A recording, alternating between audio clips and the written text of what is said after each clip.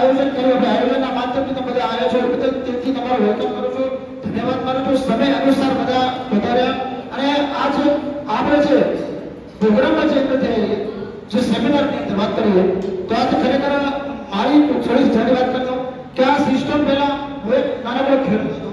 ખેડૂતના માધ્યમથી મને આ સિસ્ટમ મળી આજથી 6 વર્ષ પહેલા મને જ્યારે મળી ત્યારે તમે કહી શકો મને આ સિસ્ટમનો કોઈ અનુભવ નહોતો, આ બેનો કોઈ અનુભવ નહોતો, છતાં કહી શકો મારી પાસે કુદરતી બે અંજાન વ્યક્તિ આવ્યા.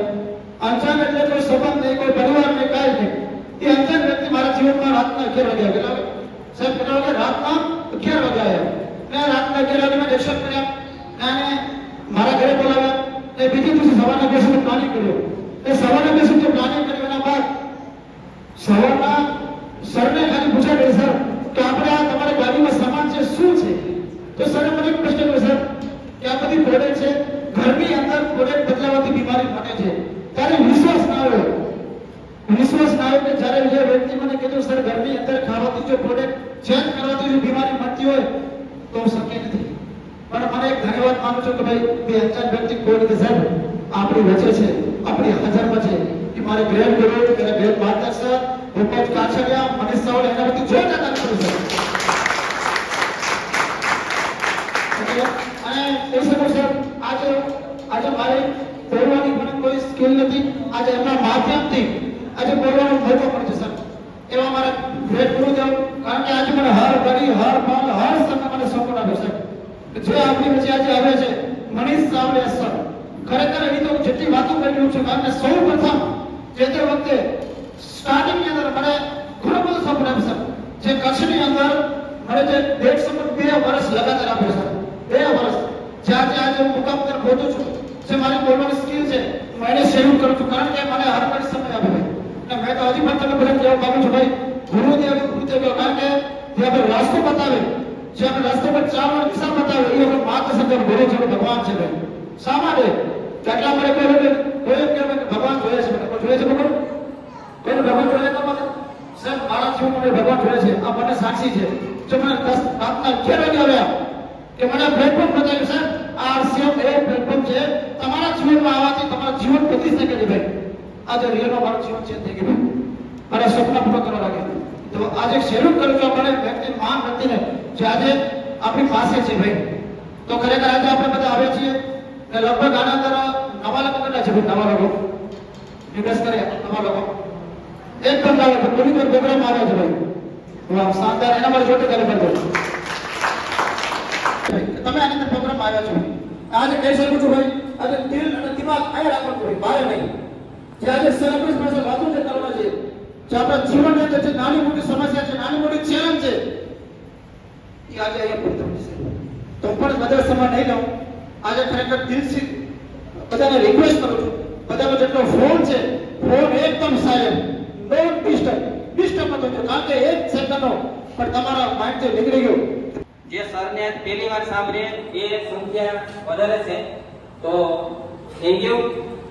જબરદસ્ત શાનદાર દિવ્યાબેને શરૂઆત કરી નેત્રાથી, અને રાજેશભાઈ જે પોતાની જર્નીની વાત કરી છે, ખેડૂત અને અભિયાનની અંદર આવ્યા પછી એની અંદર બદલાવ થયો છે. ને રિયલ કોઈ પણ પ્રોગ્રામ હોય, ચાહે સત્સંગ હોય, ચાહે કોઈ પણ પ્રોગ્રામ હોય, ધાર્મિક હોય, આધ્યાત્મિક હોય, એની અંદર મારા એવડી ઉંમર થઈ એની અંદર મને એ ખબર પડી કે ક્યાંય પણ આપણે સમય લઈએ તો આપણે ધ્યાનથી સાંભળવું જોઈએ. સાંભળવું જોઈએ નહીં, ક્યાંય પણ આપણે કિંમતી સમય લઈએ તો એનો આપણે ધ્યાનથી સાંભળવું જોઈએ, તો એનો રિઝલ્ટ મળે. સમજો, તો એનો રિઝલ્ટ મળે. આ અભિયાનની અંદર મારા 8 વર્ષ થયા છે. નાનો એવો પરિચય આપું તો ભૂપત કાછડિયા ગીર સોમનાથની અંદર એક નાનું એવું ગામડું છે. નાનો એવો ગામડાની વાત કરું તો 800 માણસની વસ્તી મારા ગામની અંદર છે. 8 વર્ષ પહેલા હું દેશી દવાની સેલિંગ કરતો હતો, એજન્સી હતી મારી પાસે. તો મને એક મોકો મળ્યો સેલ કરવાનો, તો ત્યારે મને ખબર પડી કે હર કોઈ ઘરની અંદર બીમારી તો છે ને, મોટી ઉંમરના છે એમને ખ્યાલ હશે કે બીમારી તો હર કોઈ ઘરની અંદર છે.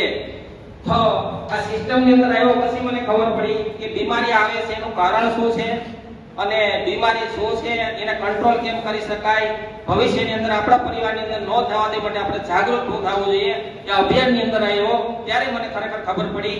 અને મને અભિયાનની અંદર બતાવનાર જે આપણી વચ્ચે છે, અમદાવાદ આવ્યા છે, એમની માટે એકવાર જોરદાર તાલી. જે કોઈ સામાન્ય નથી. હું તમને પેલા થોડું ક્લિયર કરી દઉં. લીધેલ છે ને બધાય? મેં પણ લીધી અને સરે પણ લીધી. એને આમાં ફી એન્ટ્રી નથી. અમને કદાચ કઈ એવું ડાઉટ છે કે આમાં કદાચ પ્રોગ્રામ લેનાર વ્યક્તિને ફ્રી હોય તો એને ફ્રી ન હોય, સિસ્ટમનો નિયમ છે. 100 રૂપિયા મેં પણ આપ્યા, 100 રૂપિયા સરે આપ્યા. ઘણી વાર હું ઘણાને કોલ કરું તો એમ કે 100 રૂપિયા ટિકિટ તો જમવાનું આપશે. ઘણા મને એવું કહે છે. ખરેખર રિયલ તમે સમજો, જે લોકો કદાચ કોઈ જમવાનું આપે ને તે 3 ગણા આપણી પાસે વસૂલ કરે. આજથી 4 વર્ષ પહેલા એ શરૂઆત કરી. અને નખત્રાણાની અંદર મને એક સિનિયર એવું કીધું કે ભૂપતભાઈ ટિકિટ તો છે કે ત્યાં જમવાનું છે? મેં કીધું નહીં, જમવાનું તો ન હોય. તો કે અમારે ઓલા એગ્રો વાળા આવે ને, એગ્રો વાળા આવીને અમારે હાલ છે તો પ્રોગ્રામ કરતા હશે એ કે જમવાનું આપે એમ. મેં કીધું સરસ, જમવાનું આપે પણ એના 3 ગણા પાસે દવા લઈ લે. શેમાં લઈ લે? આપણે દવાખાને ન જવા માટે સાંભળવાનું છે. આ હોલનો ખર્ચો, ખુરશીનો ખર્ચો આપણી માથે છે. સર જે આવ્યા છે વેલ સેટ છે. શું છે ભાઈ?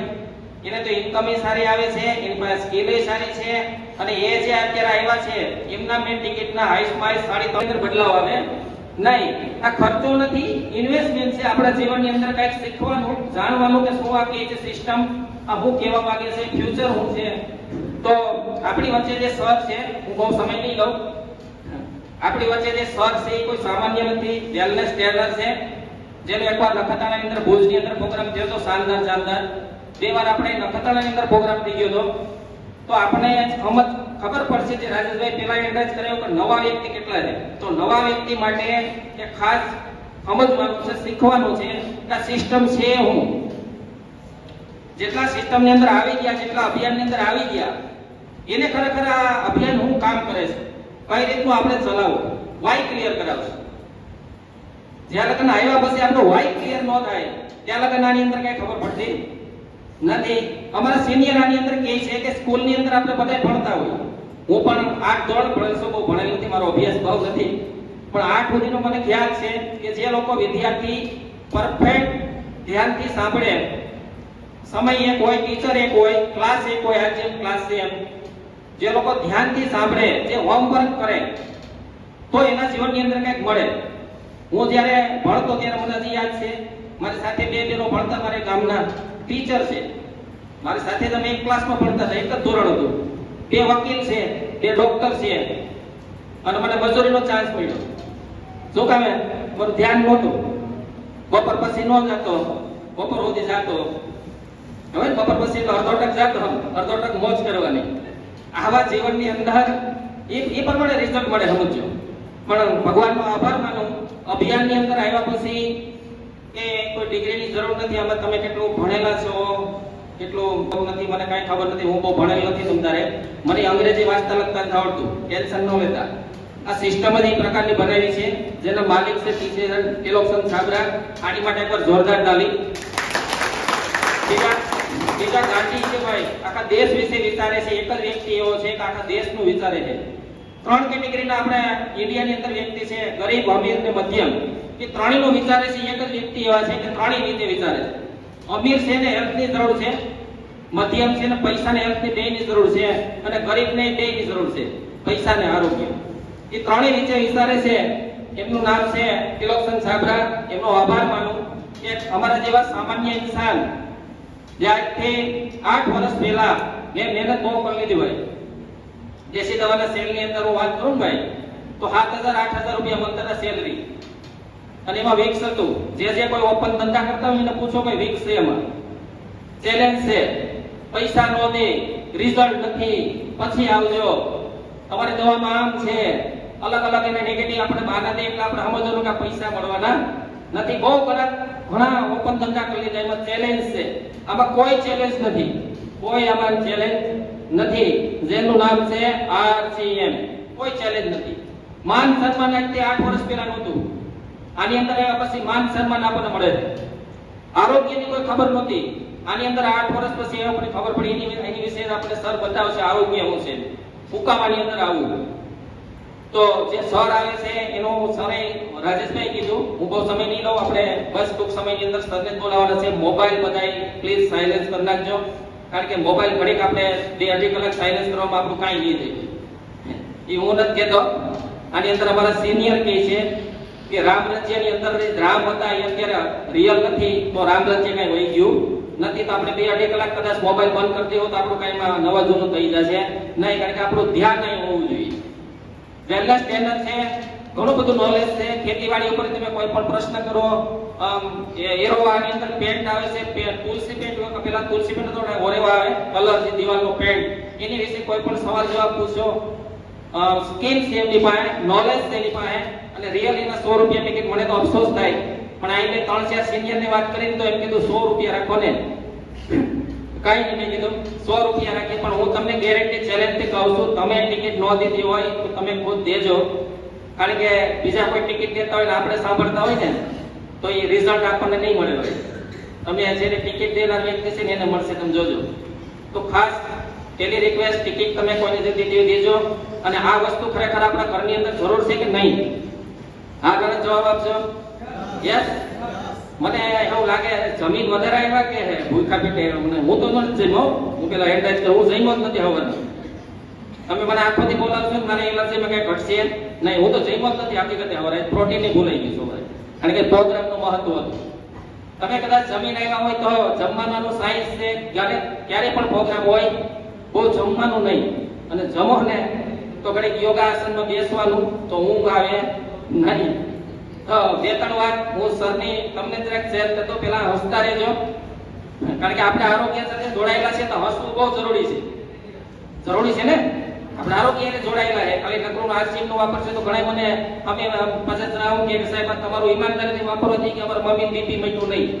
પછી હું જાઉં ત્યારે ખબર પડે અને કહું તો મમ્મીને એકવાર હસાવી દે, એટલે RCM ને તમે પ્રોડક્ટ વાપરશો ને મમ્મીને એકવાર હસાવી દેવો ને એટલે બીપી મારો, હું તમને ગેરંટી આપું, બીપી કંટ્રોલ થઈ જાય. મેડિસિન કોઈ જરૂર નથી. અને હસવાના રિયલ તમે જોજો, મોટા મોટા સિટીની અંદર ક્લાસીસ ચાલે, તમને ખબર હોય તો ત્યાં ખાલી 30 મિનિટ જાય લોકો. કેટલી મિનિટ? 30 મિનિટ. અને કોઈ મ્યુઝિક વગાડે, કોઈ આમ હાસ્ય કરે અને હસે, અને હસે એટલે ખુલીને હસે. હસવાને અલગ અલગ પ્રકાર છે. ઝીણી ઝીણી સ્મેલ જેવી હસ્યા નો કહેવાય. ખુલી હસવાની મિનિંગ શું ખબર છે? આ દિલ ખોલી માઇકમાંથી હાસવું હોય છે ને એ રીતના હસતા હોય ને ભાઈ. અને આખા દિવસમાં તમે એકવાર હસજો, કોઈ વધારે બીમાર હોય હસાવજો, 1 મહિના પછી તમે એનો રિપોર્ટ કરાવજો. એ હું નથી કહેતો, સાયન્સ કહે છે, અને મને અનુભવ છે. એવા આપણે બીમારી કંટ્રોલ કરી છે. શીખવાડે છે એમાંથી, અભિયાનમાંથી. પેલા પણ નહોતી ખબર. અભિયાનમાંથી ઘણું બધું શીખવા મળે છે ભાઈ. તો આપણી વચ્ચે જે સર છે, અમદાવાદથી છે, વેલનેસ ટ્રેનર છે. હસવાનું, મજા આવે છે, તાલી પાડવાની. તાલી આપણા માટે પાડવાની, સર માટે નહીં, કારણ કે આપણે તાલી પાડશું તો આપને લાગશે, એટલે સર માટે નથી પાડવાની. એટલે પેલા એકવાર તાલી પાડતા હતો.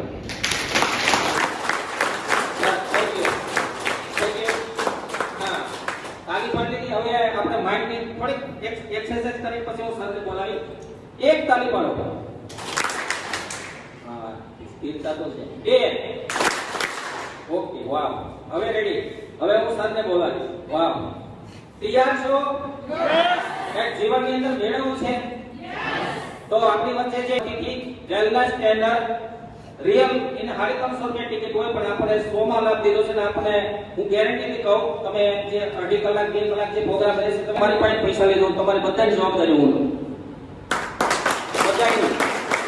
શું કામ એની સાથે મને શરૂઆતની અંદર થોડો સમય મોકો મળ્યો ફિઝિકલ એની પાસે એટલું બધું નોલેજનો ભંડાર છે ભાઈ મને થોડો સમય મોકો મળ્યો અને પછી લેવલની હિસાબે અત્યારે એમની સાથે મને મોકો ન મળતો આવા ફિઝિકલ પ્રોગ્રામ હોય ત્યારે મને મોકો મળે 3 કલાક 4 કલાકનો એટલે અફસોસ છે મને કે હવે મોકો મળતો નથી એમ લેવલની હિસાબે શરૂઆતની અંદર જ્યારે એની સાથે સાથે રહેતો તો એની પાસે એટલું બધું નોલેજ છે નોલેજનો ભંડાર છે એની અંદર કે જેટલા એની સાથે રહીએ જેટલા એના શબ્દ સાંભળીએ તો આપણે એની અંદર આપણા જીવનની અંદર કંઈક ને કંઈક શીખવા મળે ચાલવું કેમ બોલવું કેમ વાત કેમ કરવી ફોલોઅપ કેમ લેવા હેલ્થ શું છે સમાજ શું છે આપણો દેશ શું છે ઘણી બધી એની અંદર સ્કીલ છે તો એવા આપણી વચ્ચે છે હું બધા સમય નહીં લઉં સમયની હિસાબે આપણે સરને સાંભળવાના છે તમારે બધાની જોરદાર તાળીઓ કરી મનીષભાઈ સાવંતના અમદાવાદની ધરતી છે એ welcome sir welcome yes sir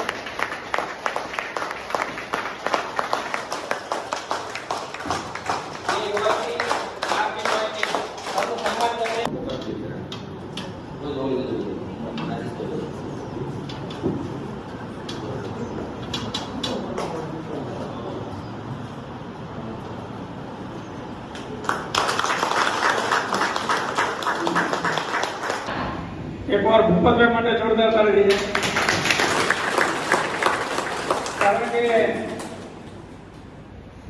મારી ટીમમાં છે મારી સાથે છે અને આ સિસ્ટમનો એક માઇનસ પોઈન્ટ એ છે કે ક્યારે લાઇફ લાઈનને સાંભળવા મળતા અપલાઈન હોય ત્યાં સુધી લાઇફ લાઈનનો વારો આવે હા પણ ઝૂમ આવ્યા પછી ક્યારેક ક્યારેક સાંભળવા મળે પણ આ ફિઝિકલ સાંભળવાનો ક્યારેક જ મોકો મળતો હોય જે અમારી સાથે ઓલા કેવાય ને બોલતા જો શીખતા હતા હે ઊભા થવાની ના પાડતા હતા આવતી વખતે રાખો ને આપણે કે ભૂપતભાઈ જાવ તો આવતી વખતે રાખો સાહેબ પણ આ જયારે માઈ કેવું પડે કે હવે ટાઈમ થઈ ગયો એટલે વખત સૌથી વધારે સટીક સૌથી વધારે જીવનમાં ઉપયોગી જીવનના તમામ પ્રશ્નોનું સમાધાન જો કોઈ એક પુસ્તકમાં હોય તે કયું ભગવદ ગીતા અને ભગવદ ગીતાનો ઉપયોગ આને એટલું પવિત્ર માનવામાં આવે છે કે આનો ઉપયોગ ક્યાં થાય સૌથી વધારે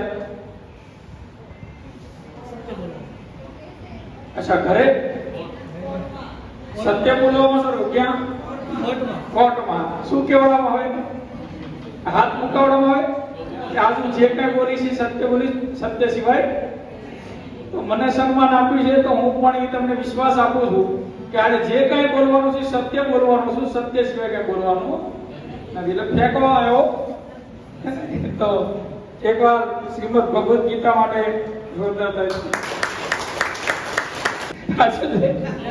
હા લેટ જ એમ ખબર છે કે પોસ્ટરમાં આટલા વાગે ટાઈમ અચ્છા માની લો કોઈની સગાઈમાં જવાનું આપણા નજીકના પરિવારમાં આપણા નજીકના વ્યક્તિની સગાઈમાં જવાનું છે તો કેટલા વાગે પહોંચો ટાઈમે પહોંચો કે 1 કલાક લેટ હે રોજ કામ કરવામાં બહેનોને વાસણ ઘસવું આ બધું કામ જે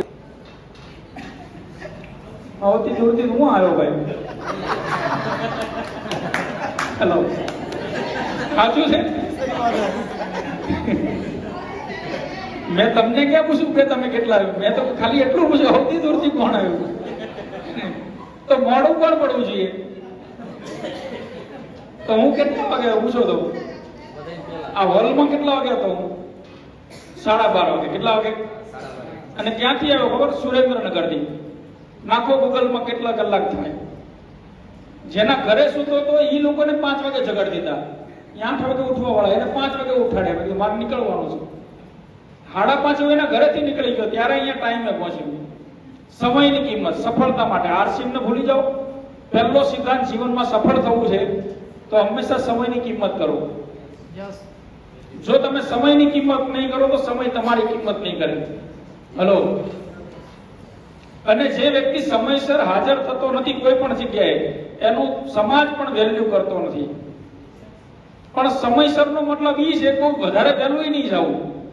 હલો, કોકના ઘરે આમંત્રણ આપણને મળ્યું હોય સત્યનારાયણની કથાનું 4 વાગ્યાનું અને 1 વાગે જઈને બેસી જાવ તો એ તકલીફ.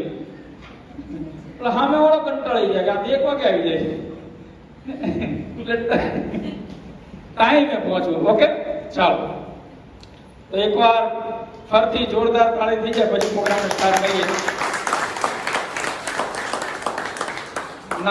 મારું રહેઠાણ છે આ સિસ્ટમ આરસીએમ પહેલા એક વેલસેટ પરિવારથી છું. મારે કોઈ ભાઈ નથી, કોઈ બેન નથી, પરિવારમાં એક જ સંતાન, સારો એવો બિઝનેસ છે અત્યારે પણ, અને આરસીએમ માં પણ સફળ વ્યક્તિ છું. આરસીએમ નું નામનું એવું લેવલ છે એમરાલ્ડ. લઈ લો જરાક ઉપર ભાઈ. ભૂપતભાઈ હમણાં વાત કરી કઈ રીતે આ સિસ્ટમમાં આવ્યો, એ ભાઈ કઈ રીતે આવ્યા, રાજુભાઈએ વાત કરી કે આ સિસ્ટમમાં કઈ રીતે આવ્યા, તો થોડો હું આમાં કઈ રીતે આવ્યો પણ વાત કરી લઈએ. તો એની પહેલા એક નાની એવી સ્ટોરી વાત કરી લઉં જે મેં આરસીએમ સ્ટાર્ટ કર્યા પછીની વાત છે. આરસીએમ માં ફોર્મ ભર્યું જ્યારે કઈ રીતે આવ્યો તો હું વાત કરીશ. પણ અહીંયા ઘણા લોકો બેઠા હશે જેના મનમાં એક હશે કે આવું વાત ગમે એ કરે પણ 100 રૂપિયા દીધા. મગજમાં શું હોય? 100 રૂપિયા મારા ગયા. એટલે એના વિશે વાત કરી લઉં.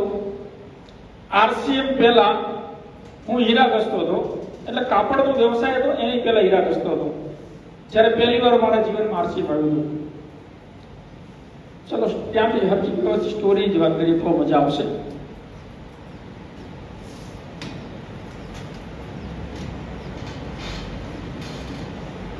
અહીંયા બેઠેલા કદાચ ઘણા લોકો આવું બન્યું હશે કે ઇન્ટરેસ્ટ તો હતો ભણવાનો પણ આર્થિક પરિસ્થિતિ નહોતી એટલે ત્યાં જવું પડ્યું કોઈને કોઈ કામ ધંધો કરવા માટે. 2008માં હું જે કારખાનામાં કામ કરતો હતો એમાં મારે 12 વર્ષથી આ કારખાનામાં કામ કરતો હતો. 2008 ની અંદર મારી બાજુમાં જે વ્યક્તિ કામે બેસતો હતો એ વ્યક્તિ 2008માં આરસીએમ માં ફોર્મ ભર્યું અને બધો સામાન લઈ આમાં ફોર્મ ભરે એટલે શું કરે? સામાન લઈ કોકને બતાવે. એટલે 2008માં પહેલી વાર આરસીએમ મારા કાનમાં નામ પડ્યું. અને આ જે વ્યક્તિ એ મિત્રનું નામ પરબત મોદી. પરબત મોદી. હવે આ વ્યક્તિ પહેલી વાર આરસીએમ માં ફોર્મ ભર્યું. થોડા દિવસ થયો એટલે કારખાનામાં આરસીએમ નો સામાન લઈને આવે. હવે હું એની એક્ઝેક્ટ બાજુમાં બેસું એક જ મશીન ઉપર, તો આ ભાઈ મને આરસીએમ ની વાત કરી કે હું આરસીએમ માં જોડાયો છું, આમાં ફોર્મ ભરવાનું હોય અને ત્યારે 1500 રૂપિયામાં 3 જોડી કપડા લેવા પડતા હતા. અત્યારે જે સામાન ખરીદી કરીને ખાતું ખુલી જાય એવું નહોતું. તો મેં જેવું આને મને આરસીએમ ની વાત કરી એટલે મેં કીધું આમાં આપણને કોઈ ઇન્ટરેસ્ટ નથી. મને કે કેમ? મેં કીધું આ બધા ઉલ્લુ બનાવવાના ધંધા છે. હું કીધું 2-3 ભાઈબંધો એટલે તો એ રીતે વાત કરતા અહીંયા ન બોલાય. 2-3 એવા શબ્દો જ કીધા. તો હવે પછી મને કોઈ આની વાત કરતો નહીં. મિત્ર ખાસ પરંતુ આપણને આમાં ઇન્ટરેસ્ટ નથી. કેમ? કારણ કે મારી જે સોસાયટીનું ગ્રુપ હતું સીજીભાઈ એમાં 5-6 લોકોએ એ સમયમાં સ્પીક એશિયા નામની કંપનીમાં પૈસા ભર્યા હતા અને એમાં લોકોના 20,000, 30,000, 35,000 રૂપિયા ભરેલા ગયા. એટલે આપણા મગજમાં ફિટ થઈ ગયું આવું કોઈ પણ કંપની આવે જોડવાની વાત કરે, આઈડી બનાવવાની વાત કરે એટલે આ ઉલટું બનાવવાનો ધંધો છે, આમાં જવું નહીં. એટલે મેં આ પરબત બધી ના પાડી દીધી. આપણને જરા ઇન્ટરેસ્ટ નથી એટલે ચોખ્ખા શબ્દોમાં કોઈ ના પાડી દે પછી આ મથે ના કોઈ આપણી પાસે ના મથે ને એટલે આણે મારી પાસે મહેનત કરવાની બંધ કરી દીધી. પણ એને આરસીએમ ચાલુ રાખ્યું. એટલે કારખાનામાં રોજ સાબુ, શેમ્પુ, ટૂથપેસ્ટ, ચા આ બધું લઈને આવે અને જે 180 કારીગર હતા એમાંથી કોકને આરસીએમ નો સામાન બતાવે. ચા વપરાય, આ ટૂથપેસ્ટ સારી આવે, આ સાબુ સારું આવે. હવે વસ્તુ બતાવે એટલે કોઈને કોઈ તો લે એની પાસેથી. હવે મને ખબર પડે કે કારખાનાનો સૌથી જૂનો કારીગર હું, કારખાનામાં હાઈએસ્ટ પગાર મારો કારખાનામાં ટોટલ લોકો મને સન્માન આપે. હવે મને ખબર પડે કે આ ભાઈ આરસીએમ નો સામાન લીધો એટલે થોડીક વાર લઈ અને એની બાજુમાં બેસવા જાવ, જેણે સામાન લીધો એની બાજુમાં, અને એની બાજુમાં બેસી જાય. આ ક્યાં બનતું હોય, કોણે બનાવ્યું હોય, એમાં હું નાખ્યું, આપણને તમને ખબર છે ઈ કે નહીં. ઈ કે પર્વત કહેતો તો બહુ હારી આવે, નહીં તો પોતાની માના થાવ વખાણ કરે છે.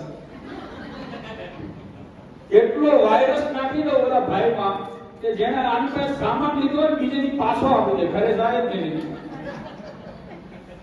એટલે આને બીજે દિવસે ખબર આવું મેં પહેલા ગીતાજીનું નામ સીધું હું ખોટું નથી બોલતો, અને આ વ્યક્તિ હું તમને કહું. હવે આ વ્યક્તિ આને ખબર પડી જાય કારણ સામાન પાછો આપ્યો, મનીષાની બાજુ બેહવા ગયો. એટલે આ બીજે દી આવી મને કે ખબર મન કે તું યાર રહેવા દે, એક કામ કરજે પ્રોગ્રામમાં આવી. મને કહેતો જ નહીં પ્રોગ્રામમાં, આપણે આમાં આવવાનું થતું જ નથી. બચારો 3 મહિના અને મહેનત કરી કારખાનામાં, એકોય સામાન ન લીધો, અને આપણા પ્રતાપે જેટલા સામાન લઈ જાય બધો પાછો આપી જાય. પછી ધીમે ધીમે બધાને ખબર પડી કે લેવાનું નહીં, અને આને 3-4 મહિના આરસીએમ બંધ કરી દીધું. મેં આરસીએમ બંધ કરાવી દીધો. અને કોને? ભાઈબંધ પાકો 2010 માં આ પર્વત મોદીના લગ્ન હતા, એટલે એને જાનમાં લગ્નમાં ગયા. અમે મેં કીધું ક્યાં આવવાનું? મને કે લાખણી, બનાસકાંઠા. લાખણી ઉતરજે, મારી ગાડી લઈ જશે. તો કયું ગામ? તો આનું ગામ લાખણીની બાજુમાં મોરાલ. કદાચ કોઈ ખ્યાલ હોય તો નામ પણ છે, ગામ પણ છે. જઈને ચેક કરી શકો છો. પ્રેક્ટિકલ સાચી વાત છે. લાખણીની બાજુમાં મોરાલ. લગ્નમાં ગયા અને જાન કોઈ વાઘાસણ હજુ યાદ છે, કારણ કે જિંદગીના અનુભવ હંમેશા યાદ રહે. વાઘાસણ જાનમાં જે લગ્ન પૂરા થઈ ગયા, સંબંધ સાચા, વાતચીત ચાલુ. 2011 માં ફરીથી આરસીએમ આવ્યું. મારી બાજુમાં અશોકભાઈ પટેલ, મારા આરસીએમ સિસ્ટમના જન્મદાતા, એક વાર એમના માટે જોરદાર તાળી થઈ જાય. 2011 માં આ અશોકભાઈ મારી બાજુમાં કામે બેસતા વડીલ માણસ, હરિભગત, અને ગંભીર માણસ. એને ધીમે ધીમે મને ટોર્ચર કરવાનું ચાલુ કર્યું. શું કર્યું? એને આરસીએમ ન બતાવ્યું. કે અમે શું કરે રોજ આવે. કાલે એક જગ્યાએ ગયા હતા ને ડીપી હતું, તમે આ સામાન આપો દે હારું થઈ ગયું. મને ન કહે પણ રોજ મને ટોર્ચર કરે. હું કરે 6-8 મહિના આ વ્યક્તિએ મારી પાસે મહેનત કરી, પણ મેં ધ્યાન ન દીધું. હવે વડીલ માણસ હતા એટલે બીજું તો કઈ કહેવાય નહીં. અને રિયલ સાચી વાત કહું ને તો એકવાર 11 આવ ને 11 પર અમે શું કરે? ભીમ 11 શું કરે? જન્માષ્ટમી. હવે તો બેનો રમે. આડી પડવાનું નથી કરતું. શું કરો? હા, આપણે રમતા હતા કાઠિયાવાડી માણસ.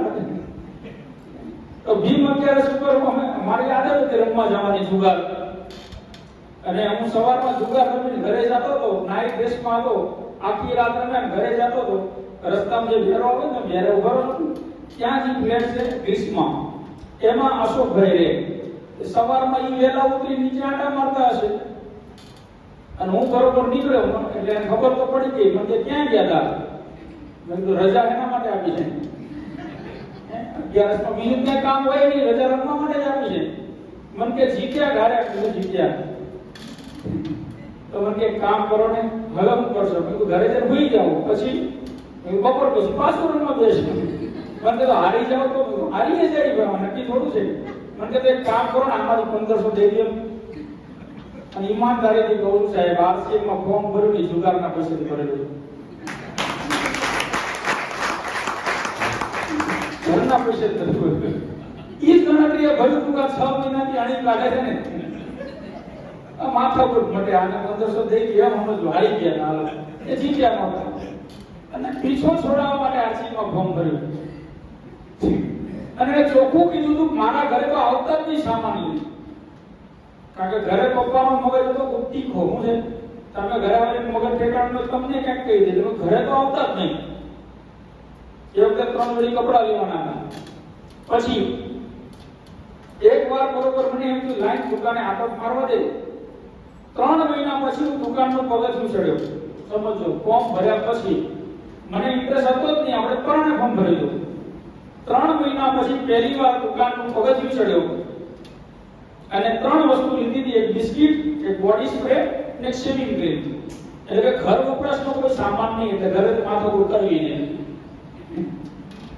આપણે વાપરવાનો 3 વસ્તુ લીધી. બરોબર, દુકાનમાંથી સામાન લઈને બહાર નીકળ્યો અને ઓલા પર જેને મારું ફોર્મ ભર્યું હતું એ મને જોઈ ગયા કે આજ આ દુકાને ગયો તો. આપણે એમ થાય કે આજ આ ખરીદી કરીને સીધો ફોન કરે. હલો, હે ને? ફોન કરીને આપણે શું કહીએ? કાલે મીટિંગ છે. 80% લોકો આરસી માં જોઈનિંગ એટલે જ નથી થતા કે ખબર છે ખાતું પડે બીજે ત્યાં કાઢશે પ્રોગ્રામમાં આવો. ડરે છે આપણા દિવસે મીટિંગમાં સેમિનારમાં આવવાથી ડરે છે. હું એમ જ હતો, મને કે ક્યાં છો? મેં કીધું ઘરે. મને કે આજ ગયા દુકાને? મેં કીધું હા, રવિવારનો દિવસ હતો, બપોર પછી રજા હોય જવામાં. તો મને કહે બપોર પછી ક્યાં જવાનું? તમારું થોડું કામ છે. બધું 5-1 વખત ફરવા જવાની ગણતરી છે. અને હું મારો મકસદ જ્યારથી મેરેજ થયા ત્યારથી જ્યાં સુધી આરસી ચાલુ ન કર્યું ત્યાં સુધી દર રવિવારે ફરવા જવાનું. અમારે 2 જણા એટલે મેં કીધું 5 વાગે ફરવા જવાનું નક્કી કરેલું છે. તો હું જવું પડે. મને કે કામ હતું તમારું મારા ઘરે આવવાનું. ક્યાં આવી? કે આરસી ની મીટિંગ છે. એટલે બહાના તો બતાવો. મેં કીધું નહીં મેળ ખાય, આમ છે તેમ છે. મને કે કોઈ સમજાવી ના. ગજબ ખેલાડી આવે છે, આવો જોકર આવે છે, આવો આમ લીડર આવે છે. તો મને બહુ કીધું એટલે મેં કીધું હારું હાલો જોઉં છું. મેં જેવું કીધું જોઉં તો 15 મિનિટમાં ઘરે આવી ગઈ. હવે ના કેમ પાડી? મને કે જ્યારે તમારે જાવું હોય ત્યારે જતા રહેજો, પણ મીટિંગમાં આવવાનું છે. અપહરણ કરી મને મીટિંગમાં લઈ ગયા. મીટિંગનો ટાઈમ હતો 2:30 વાગ્યાનો અને 3:45 થી ચાલુ જ નહોતી. હું ઘડિયાળ જોઉં 3:45 થયા. ઈ મારી સામે જોવે, હું એની સામે જોઉં. ઈ જો આવડો મીટિંગ ચાલુ પહેલા થાય જતો મળે બહાર. અને હું ઈ વિચારું મીટિંગ ચાલુ તો થાય તો પહેલા હું જતો રહું. પણ પરાણે બેહાર દીધો અને પછી તો જીવો વચ્ચે બેસી ગયો તો. હવે પાછળ સંખ્યા પેક થઈ ગઈ. હવે નીકળાય કેનો? તો ઘણા નવા લોકો પછી આગળ નહીં બે. શું કરવા ખબર? આગળ બે કે તો ઊભું થઈને નીકળા હે નહીં, પાછળ બેહો છટક ના પાડે. આગળ જગ્યા ખાલી હોય, હોલમાં પહેલા આવ્યો તો શરૂઆત નાખી કરશે છેલ્લેથી. હું તો ફસાઈ ગયો. પછી શું કર્યું? મીટિંગ સાંભળી અને આખી મીટિંગમાં કઈ બીજું ન સમજાણું, કારણ નવા વ્યક્તિ બીજું કઈ ન સમજાય. જે નવા લોકો શું છે કદાચ આરોગ્યની વાતો સમજાશે, બાકી આરસી માં બીજું કઈ નહીં સમજે. અહીંયાથી આજ તમે એ વિચાર લઈ જશો કે આરસી માં કઈ નુકસાન નથી, આ કરાય, બીજું કઈ યાદ નહીં રહે. વિચાર મળશે. શું મળશે? કારણ કે નોલેજ આપવા જઈશ તો બધું ઉપરથી જશે. મેં પહેલા કીધું પ્રોડક્ટ ટ્રેનિંગ કરવી છે. ભાઈ પૂછ્યું હતું પ્રોડક્ટ ટ્રેનિંગ કરવી છે, એલડીપી કરવી છે, લીડરશિપ ડેવલપમેન્ટ પ્રોગ્રામ કરવો છે, સેમિનાર કરવો છે. અને મેં તો ત્યાં સુધી કીધું ભલે 50 લોકો થાય એલડીપી કરો. સાચું છે? પણ તમને એવું હોય કે બોલો માંગો પડે મૂકે એટલે ઈ કે ઈ આપતા હોય આપણે 5 ને 2 થી આપણે જોઈનિંગ થઈ જાય. એના કરતા જરૂરી છે સિનિયર લોકો શીખે, લોકોને બતાવવું કઈ રીતે કામ કઈ રીતે કરવું તો વધારે રિઝલ્ટ. પણ કાંઈ વાંધો નહીં, સેમિનારની વાત કહી. હવે બન્યું એવું કે પ્રોગ્રામની અંદર છેલ્લે આખા પ્રોગ્રામમાં બીજું કઈ ન સમજાણું, પણ છેલ્લે જે વક્તાએ એક સુરક્ષાનું ચક્ર બતાવ્યું. એટલે સિનિયર લોકોએ જોયેલું છે. કેટલા લોકોએ જોયેલું? હા, સુરક્ષાનું ચક્ર જે દિનેશ ચૌધરી સર બતાવે.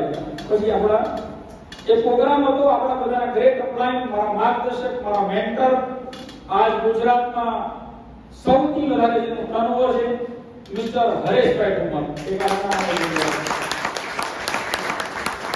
ટૂંક સમયમાં ગુજરાતના પ્રથમ સ્ટાર બોડીબિલ્ડરમાં જઈ રહ્યા છે. ગુજરાતના પ્રથમ, આ સુધીમાં ગુજરાતમાં હાઈએસ્ટ લેવલ છે તો એમનો એક પ્રોગ્રામ હતો અને એમને કીધું હતું એ પ્રોગ્રામમાં કે આખો પ્રોગ્રામ કદાચ સમજાય કે ન સમજાય પણ લાસ્ટની 10 મિનિટ જેને સાંભળી લીધી તો આજ રાતે ઘરે જઈને ઊંઘ નહીં આવે.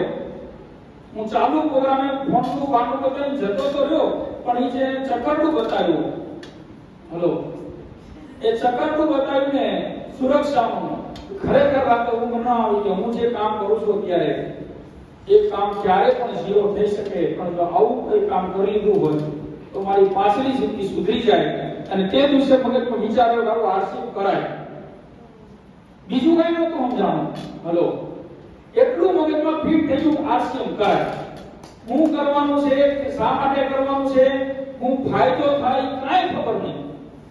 મગજમાં નક્કી કરી લીધું આરસીએમ કરવું છે. બીજે દી હવારમાં પાછું કારખાને ગયો એટલે જે મને લઈ ગયો તો પ્રોગ્રામમાં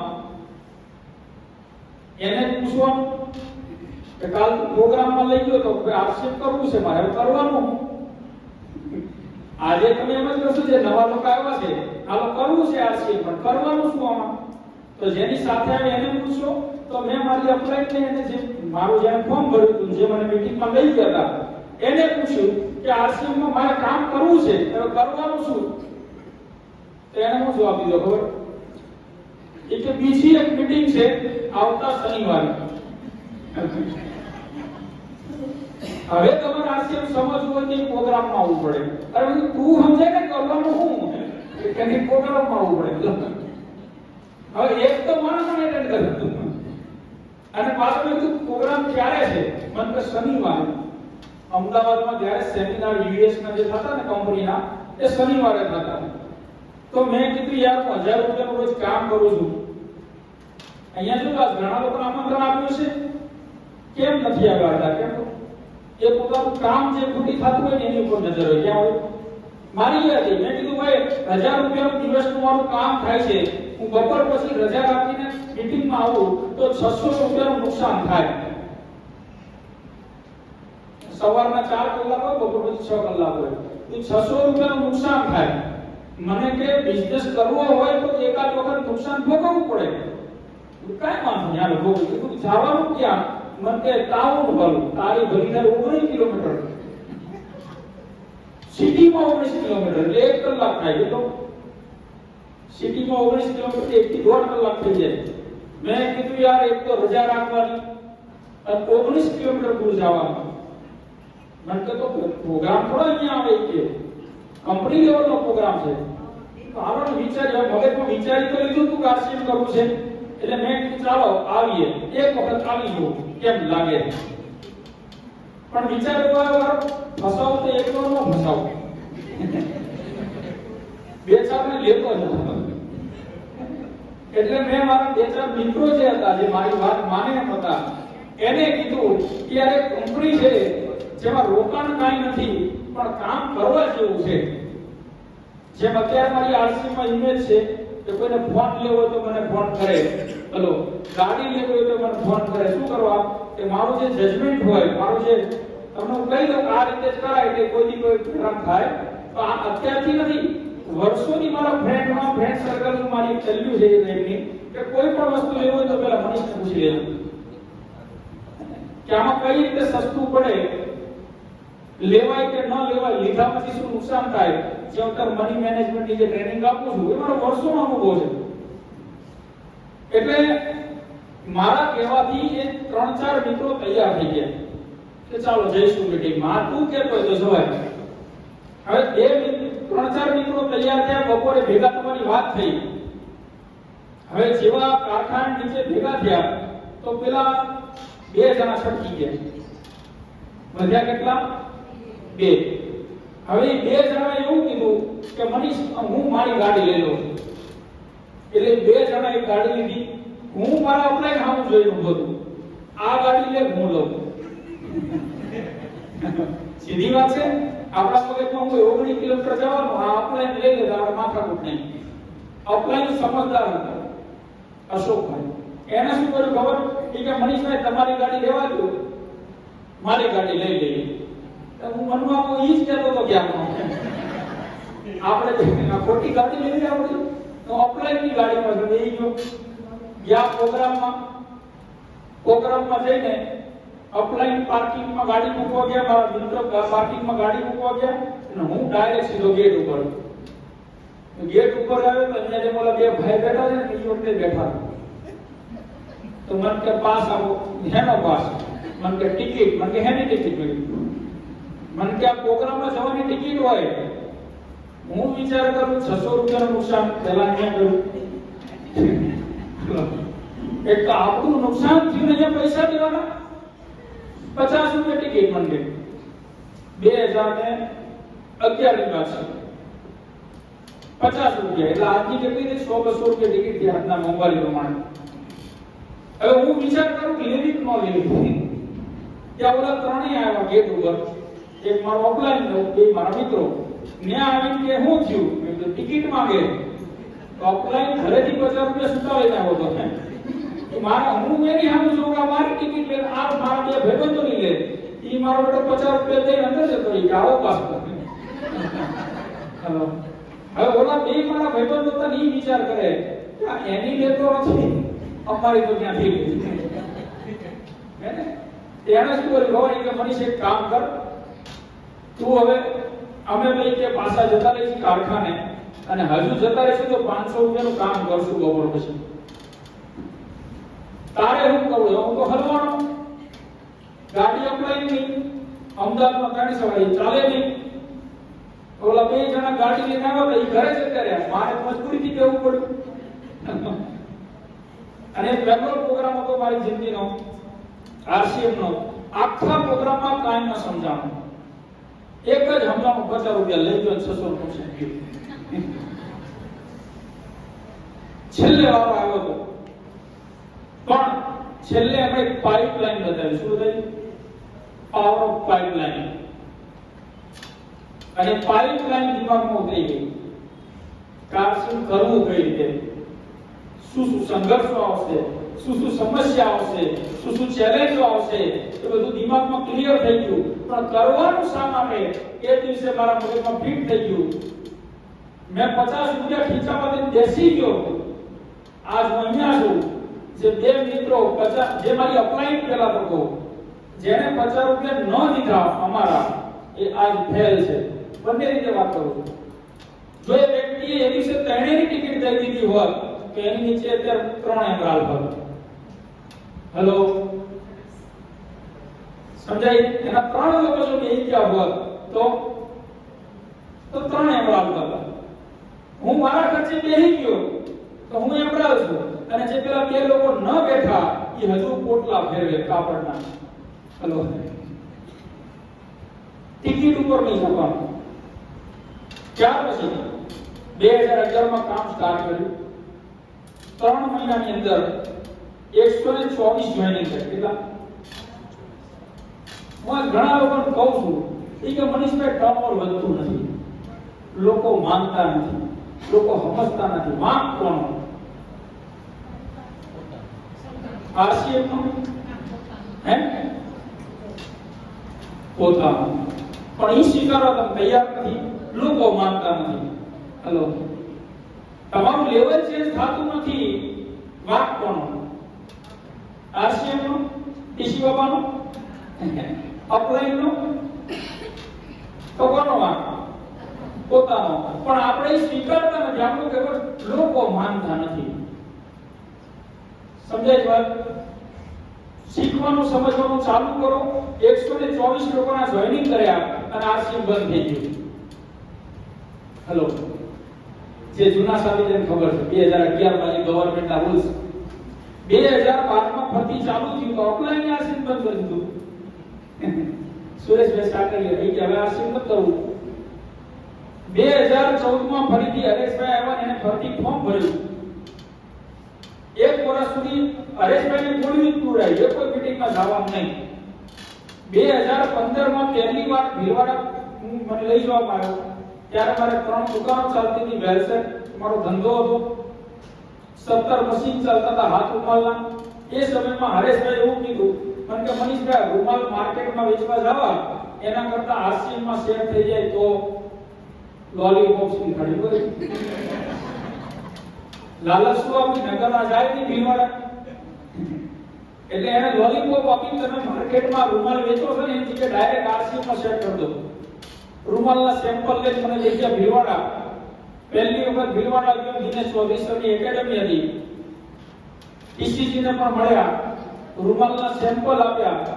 બીજી વખત મહિના પછી મળવા જવાનું થયું. ઈસીજી એ બોલાવ્યો આવો મળવા. પાછા રૂમાલના સેમ્પલ લઈને ગયા ત્યારે જયનાયક કુકણા સરની એકેડમી હતી. અને ડીસીજી મળી ન શક્યા અને દિલ્હી જવાનું થયું. એટલે ડીસીજી એ કીધું અમે થોડાક દિવસ પછી હું કહું ઘેર આવજો. આ બે વખત ગયા, રૂમાલ તો સેટ ન થયા, મગજમાં આરસી સેટ થઈ ગયું. ફરીથી 2015 માં કામ કરવાનું સ્ટાર્ટ કર્યું. હવે 2015 માં કામ જ્યારે ફરતી માણસ સ્ટાર્ટ કરે તો પહેલા કોને ફોન કરે?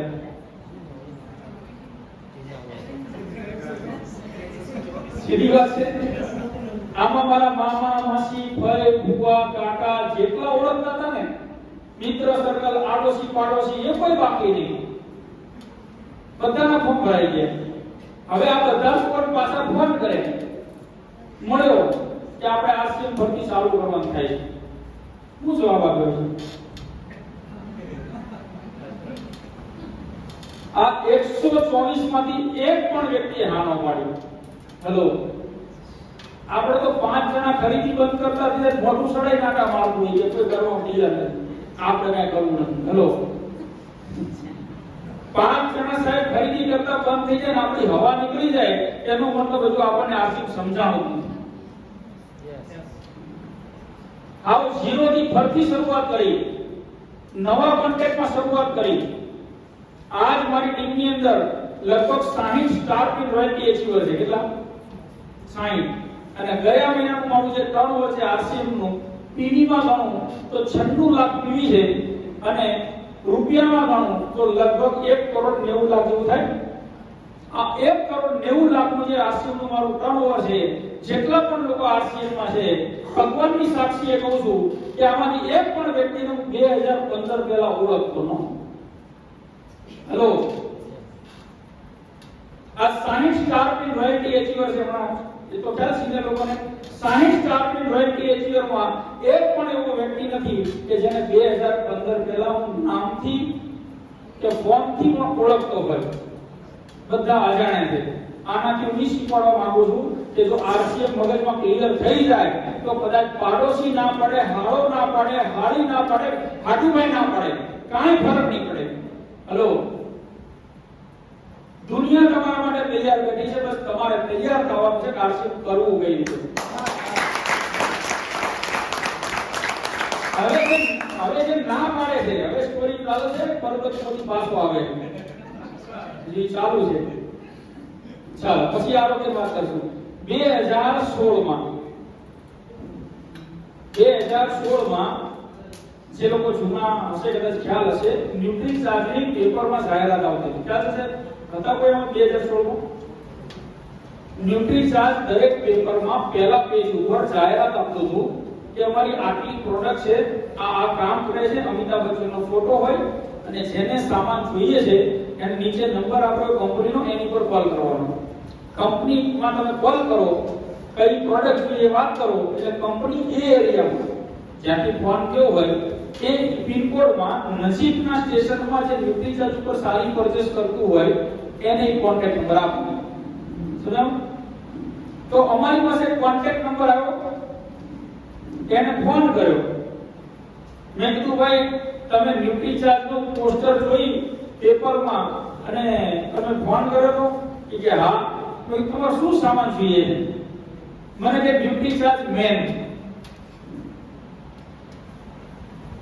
શું કીધું સામેવાળા ભાઈ? મારે ન્યુટ્રી ચાર્જ મેન જોઈએ છે. કીધું ઓકે, મળી જશે. ક્યારે આવું? મને કે આવી જાવ ગમે ત્યારે, તમને જ્યારે મોકલો ત્યારે. ઓકે. કીધું ક્યાં આવવાનું? મને તો લોકેશન મોકલું. એ ભાઈ લોકેશન મોકલ્યું, લોકેશન ખોલ્યું, 182 કિલોમીટર. હેલો, કેટલું? 182 કિલોમીટર. પાછો ફોન કર્યો તો ભૂલ ન થાકી ને. મને કે ના ના તમે ક્યાંથી બોલો? મેં તો અમદાવાદથી. મેં કીધું તમે ક્યાંથી બોલો? મને કે હું આખોલથી બોલું, ડીસાથી. Hello, 182 kilometre.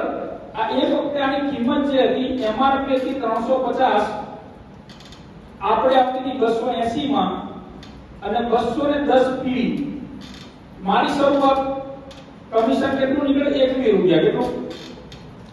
21 રૂપિયાની ઇન્કમ મળે અને આપવા જવાનું 182 કિલોમીટર. જાય તો આમાં પણ પાગલ હતા. શું હતા? પાગલ હતા. અને ગાડી લઈને ગયા, ફોર વ્હીલ લઈને આપવા માટે. ત્યાંથી મહેશભાઈ માળી, અહીંયા દિલીપભાઈ ના અપ્લાયમાં આવે, આ મહેશભાઈ માળીને આરસીએમ બતાવ્યું, જોઈનિંગ થયા, ત્યાંથી કામ ચાલુ કરવાનું કીધું અને બીજા મહિને મેં મહેશભાઈ માળીને ફોન કર્યો કે હું આવું છું, તૈયારી કરો. તો મને કે મનીષભાઈ એક કામ કરો, તમે શનિવારે 5 વાગે પહોંચો નહીં કરાવો. કેમ? મને કે મારે રવિવાર રજા હોય તો શનિવારે બપોર પછી છે બધા રોકી રાખું મારી યાર કામ કરવાવાળા. તો શનિવારે બપોર પછી પ્રોગ્રામ કરો. મને કે મનીષભાઈ કામ કરો ને, તમે જો રોકાઈ શકતા હોય તો રવિવાર રોકાઈ જાઓ. તો કાલ માર રજા છે તો મારા સગા સંબંધી તમને મળાવો. કઈ વાંધો નહીં, આપણું કામ જ હશે. રોકાઈ ગયો.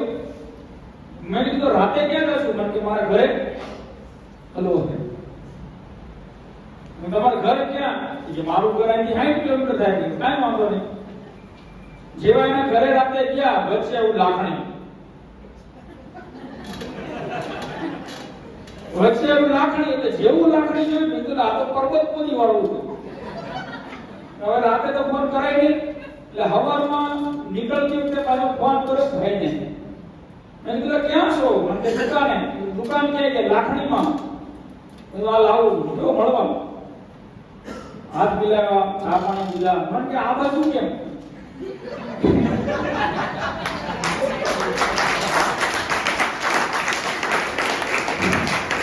કારણ કે એને ખબર છે કે હું કાઠિયાવાડી છું, એટલે કે મારું વતન ક્યાં છે? અમરેલી જિલ્લો. એને એ પણ ખબર છે કે બનાસકાંઠામાં હું કોઈને ઓળખતો નથી, આવ્યો કેમ અહીંયા? એટલે એને કેવું કેમ? એટલે મેં કીધું આપણે તો કાપડની દુકાનો ચાલે છે ને, એની થોડી લેવડ હતી.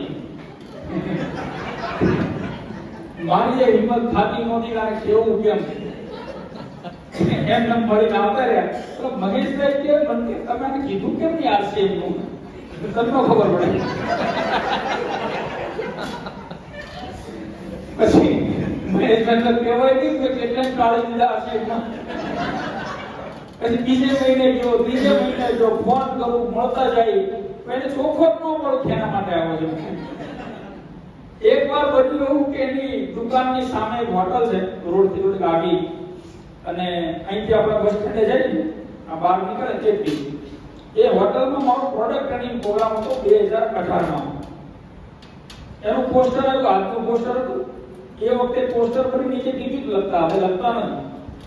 એ વખતે ટિકિટ લખતા, ટિકિટમાં નીચે લખ્યું હતું Manishbhai Savaliya product training program, health આરોગ્ય વિષયનો પ્રોગ્રામ, બીમારીઓ પરનો પ્રોગ્રામ, અને નીચે લખ્યું 100 રૂપિયા એન્ટ્રી પાસ, બુકિંગ માટે કોલ કરો. એટલે મેં એ પોસ્ટર આને WhatsApp કર્યું અને આને ફોન કર્યો. મેં કીધું મારો પ્રોગ્રામ છે અને તું રાતે આવજે. મને કે પ્રોગ્રામ છે ને વિષય ઉપર છે, કીધું આવજે ને ખબર પડી જશે. તો નીચે 100 રૂપિયા લખ્યા હતા. મને કે આમાં નીચે લખ્યું 100 રૂપિયા ટિકિટ છે. મેં કીધું તારે કાંઈ કરવાની જરૂર નથી, ગેટ ઉપર આવીને ખાલી ગેટ ઉપર ઉભો ને WhatsApp બતાવી દે, મનીષભાઈ WhatsApp કર્યો છે, તારી ટિકિટ નહીં લેવી પડે. તો હું લઈ લેશે. પ્રોગ્રામમાં ન આવ્યો ને એટલે બીજેથી સવારે પાછો એની દુકાને ગયો. કેમ પ્રોગ્રામમાં નહોતો આવ્યો? મને કે એ બધું જવા દે, પ્રોગ્રામ હતો એમ એ કે. કારણ કે પોસ્ટરમાં ઝીણા અક્ષરોમાં ખૂણામાં આરસીએમ નું નામ જોઈ ગયું અને એટલો ગુસ્સો મને કે યાર તારે હિસાબે મેં આરસીએમ મૂકી દીધું અને તું મને આરસીએમ મેં કીધું 100% સાહેબ મારી ભૂલ છે. જો હું ન હોત, કારણ કે આરસીએમ મુખ્યમાં સૌથી મોટો હિસ્સો મારો જ હતો, આપણા જ કામ હતા, સ્વીકારવું તો પડે. એટલે મારે કારણે તે આરસીએમ છોડી દીધું માનું છું. જો હું ન હોત તો તો તું આરસીએમ માં હોત. રાઈટ છે. પણ તારામાં મારામાં ફરક એટલો છે કે મેં તને આરસીએમ કરતા રોક્યો અને તે આરસીએમ છોડી દીધું, કારણ કે તને આરસીએમ ઉપર વિશ્વાસ નહોતો, તારી જાત ઉપર વિશ્વાસ નહોતો, એટલે તે આરસીએમ છોડી દીધું. હેલો, જેમ મેં તને રોક્યો આરસીએમ કરતા, કે મને પણ અત્યાર સુધીમાં હજારો લોકોએ રોકવાનો પ્રયાસ કર્યો, પણ મને આરસીએમ ઉપર અને મારી જાત ઉપર વિશ્વાસ હતો એટલે હું આજે આરસીએમ. આમાંથી શીખવાનું એ છે કે આજ અહીંયા આવી ગયા અને સમજાઈ ગયું કે આરસીએમ કરવા જેવું છે, અને અહીંથી ગયા પછી કોઈ પણ વ્યક્તિ એમ કે આમ ન કરાય, છોડતા નહીં, એને નહીં આરસીએમ. જો છોડી દીધું તો હોઈ શકે કાલ સવારે એ વ્યક્તિ આરસીએમ નો ટેકનિકલ બની તમને આરસીએમ પ્લાન બતાવવા આવશે. Hello, yes. આમાં ઘણા છે ભાઈ. આની અપલાઈન દિનેશભાઈ ચાવડા કાકા ભાણ કાઢી દીધો. એનો ભાણો એક ભાઈ છે, એનો ભાણો એને આરસીએમ માં ઇન્ટરેસ્ટ, સિવિલ એન્જિનિયર કામ કરવાનું ચાલુ કર્યું. ઈગલ પીક લેવલ પહોંચી ગયો 3 મહિનામાં સ્પીડમાં. અને એનો હગો મામો છે ને ઘરે જઈને કે એના મમ્મીને અને એના જીજા થાય બનેવી એને જઈને કે આ તમારો છોકરો ખોટા રસ્તે ચડી ગયો, વારંવાર પીન મારે ઘરે છે. એટલે એના મમ્મી છોકરાના મમ્મી પપ્પાએ આને પરાણે આરસીએમ મુકાવી દીધું. બોલો, ઈગલ પીન પહોંચી ગયેલો વ્યક્તિ મામાએ ઘરે જઈને પીનો મારી, એટલે મમ્મી પપ્પાના પ્રેશરથી એ વ્યક્તિ આરસીએમ મૂકી દીધું. હવે મામાને કોઈ આરસીએમ સમજાવી દીધું અને મામાએ આરસીએમ નું નેટવર્ક ચાલુ કર્યું. રોયલ્ટી એક્સેલ બની ગયા. રોયલ્ટી એક્સેલ બન્યા પછી આરસીએમ ની દુકાન કરી પ્રાચીમાં. દુકાન આજે 10 લાખનું ટર્નઓવર કરે છે, અને એ વ્યક્તિ જેનો મામા છે એ આજે સ્ટાર પલ છે.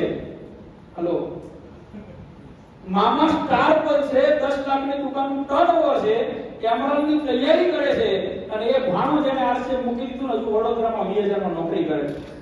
હેલો, એટલે અહીંયાથી ગયા પછી કોઈ એમ કે આમ ન કરાય, ખાલી એક અંદરથી વિચાર કરજો કે કદાચ મારા ઘરની અંદર 10, 15, 20,000 ની જરૂર પડે, આ જે મને ના પાડે છે એ સપોર્ટ આપશે. હેલો, હે નહીં આપે. એટલે આ પ્રોગ્રામ પત્યા પછી એક ફાઇનલ કરીને જાજો કે આરસીએમ કૂતરું છે બકરું. હેલો, વાત સાંભળી કૂતરા બકરાની? કેટલા લોકો સાંભળી? ઘણા લોકો નથી સાંભળી. કૂતરું બકરું ન ખાવું જોઈએ, નકર પાછો પ્રોબ્લેમ. અચ્છા, જૂના જમાનામાં છે ને પૈસા નો, એટલે કોઈ પૂજા વિધિ કરવાની હોય ને તો બ્રાહ્મણ આવે અથવા કોઈ વસ્તુની સામે વસ્તુની આપલે હતી. તો એકવાર એક ગોર મહારાજ ને ગામની અંદર પૂજા વિધિ કરવા માટે બોલાવ્યો. હોય તો માફી ચાહું છું કે બ્રાહ્મણ ગુરુદેવ, આ તો જે વાર્તા છે એ કહું. તે ગોર મહારાજ એક જગ્યાએ પૂજા વિધિ કરવા ગયા અને ત્યાં એને દાનમાં મસ્ત હુષ્ટ પુષ્ટ સફેદ બકરું આપ્યું.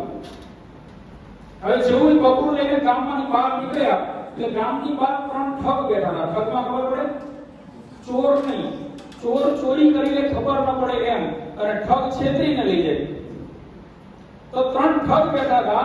ઠગે શું કર્યું? કૂતરું બહુ સારું છે, સોરી બકરું બહુ સારું છે, પણ બકરું આપણે લેવું છે, પણ ગોર મહારાજ એમને તો દે નહીં. એટલે ત્રણેય પ્લાનિંગ કર્યું આ બકરું લેવું કેમ. તો જેવા ગોર મહારાજ આગળ ગયા ને એક ગોર ઠગ આવ્યો. કેમ છો ગોર બાપા? સીતારામ મજામાં? કે હો સીતારામ મજામાં. એ ક્યાં ગયા હતા? એ કે બાજુના ગામમાં પૂજા વિધિ કરવા માટે ગયો. ઠીક સારું સારું. એ કે દાનમાં કૂતરું આપ્યું એમને. ઠગે ગોર મહારાજ એવું કીધું દાનમાં કૂતરું આપ્યું. કૂતરું કે બહુ સારું છે. ગોર બાપા કે આ દેખાતું નથી, આંધળો છું, આ કૂતરું છે. હેલો, આ તો દેખાતું નથી, આ બકરું છે. ના ના ગોર બાપા ગમે ને પૂછો, આ કૂતરું જ છે. ગોર બાપા વિચાર કરે કૂતરું છે બકરું છે. ગોર બાપા ખબર પડી કે આ તો ખોટે ખોટું કહેતો હશે. એ કે કાંઈ મામાની બાપા કૂતરું હોય બકરું તમારું છે એમ કરીને ઠગ હાલતો થઈ ગયો. થોડાક ગોર બાપા આગળ ગયા તો બીજો ઠગ આવ્યો. ગોર બાપા સીતારામ સીતારામ. ક્યાં ગયા હતા? બાજુના ગામમાં પૂજાવી કરવા આવ્યા. અચ્છા કે આ કૂતરું હારે લઈને ગયા હતા કે ત્યાંથી દાનમાં આવ્યું. ગોર બાપા પેલા કૂતરું નથી આ બકરું છે. કે ગોર બાપા ખરેખર કહું કાં તો તમે મજાક કરો છો કાં તો તમારી યાર કોઈ મજાક કરી છે, બાકી આ કૂતરું જ છે. ગમે એને પૂછી લો. ગોર બાપા વિચાર કરે કૂતરું છે કૂતરું. થોડાક આગળ ગયા બીજો ઠગ આવ્યો, ત્રીજો ઠગ આવ્યો, ત્રીજા ઠગે કીધું ગોર બાપા કેમ છો મજામાં? એટલે હવે બાપા સીતારામ મજા મજા. ક્યાં ગયા છે? બાજુમાં મકુજાવી દીધું. ઠીક છે ત્યાં કૂતરું તમારું છે કે દાનમાં આપ્યું? માહે આવી ગયો તમારું છે. એ કે કૂતરું થોડું છે. ગોર બાપા કહે ના ના ગોર બાપા તમને કોઈ હારો માણા ન મળે કે તમને ન મળે, તમને ન ખબર પડે, તમે આટલા જાણકાર છો. આ કૂતરું છે આ બકરું થોડું છે. તમે જેને પૂછ્યું પૂછી લો. હવે ગોર બાપાને 3 જણાએ કીધું મગજમાં ફિટ થઈ ગયું કૂતરું છે બકરું. 3 જણાએ કીધું એટલે વિશ્વાસ તો આવ્યો ન આવ્યો? હેલો ગોર બાપા વિશ્વાસ આવી ગયો બકરું નથી આ કૂતરું છે. હે બકરાને લાત મળી. હે ગોર બાપા હાલતા થઈ ગયા. સબ બકરું લઈને હાલતા થઈ ગયા. હવે આ પર્વતપુરી વાળી વાર્તામાં બકરું કોણ?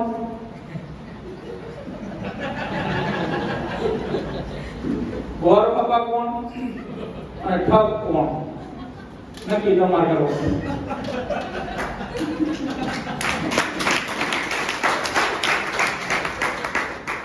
આ બકરું,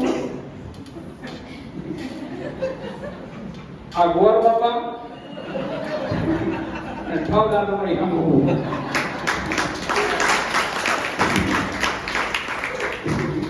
એટલે ધ્યાન રાખજો. અહીંથી નીકળ્યા પછી કોઈ એમ કે ચાર્જિંગ તો એકવાર એને પૂછજો કેમ ન કરે. પૂછો તો ખરાય ને કારણ કેમ ન કરાય. કોઈ જવાબ નથી, આડાવાળા જવાબો છે. તમને ખબર પડી જાય કે છે શું. ઓકે તો હવે ટોપિક લઈએ આવશે. મજાની આજ મારી જે ઇમેજ છે, મને જે રીતે લોકો ઓળખે છે મારા સંપર્કમાં જેને ખબર છે કે હું વધારે પ્રોડક્ટ ટ્રેનિંગ ઉપર વાતો કરું છું, બીમારીઓ ઉપર વાતો કરું છું. ગામમાં ઓરિજિનલ ન્યુટ્રીચાર્જ વાળા તો હમણાં બીમારી ઉપર વાત કરવાનું ચાલુ કર્યું. રાઈટ છે. હું તો છેલ્લા 10 વર્ષથી વાતો કરું છું, 10 વર્ષથી ટ્રેનિંગ કરું છું બીમારીઓ ઉપર. ડાયાબિટીસ શું છે, કેટલા પ્રકારના ડાયાબિટીસ હોય, ટાઈપ 1 ડાયાબિટીસ શું છે, ટાઈપ 2 ડાયાબિટીસ શું છે, થાઇરોઇડ શું છે, અસ્થમા કેમ થાય છે, હે ને, ટાઇફોઇડ કઈ રીતે થાય છે, કયા વાયરસથી થાય છે, ચિત્ર સાથે તમને લોકોને શીખવાડું છું. શા માટે? આરસી માં 2 પ્રકારના વક્તા તમને જોવા મળશે.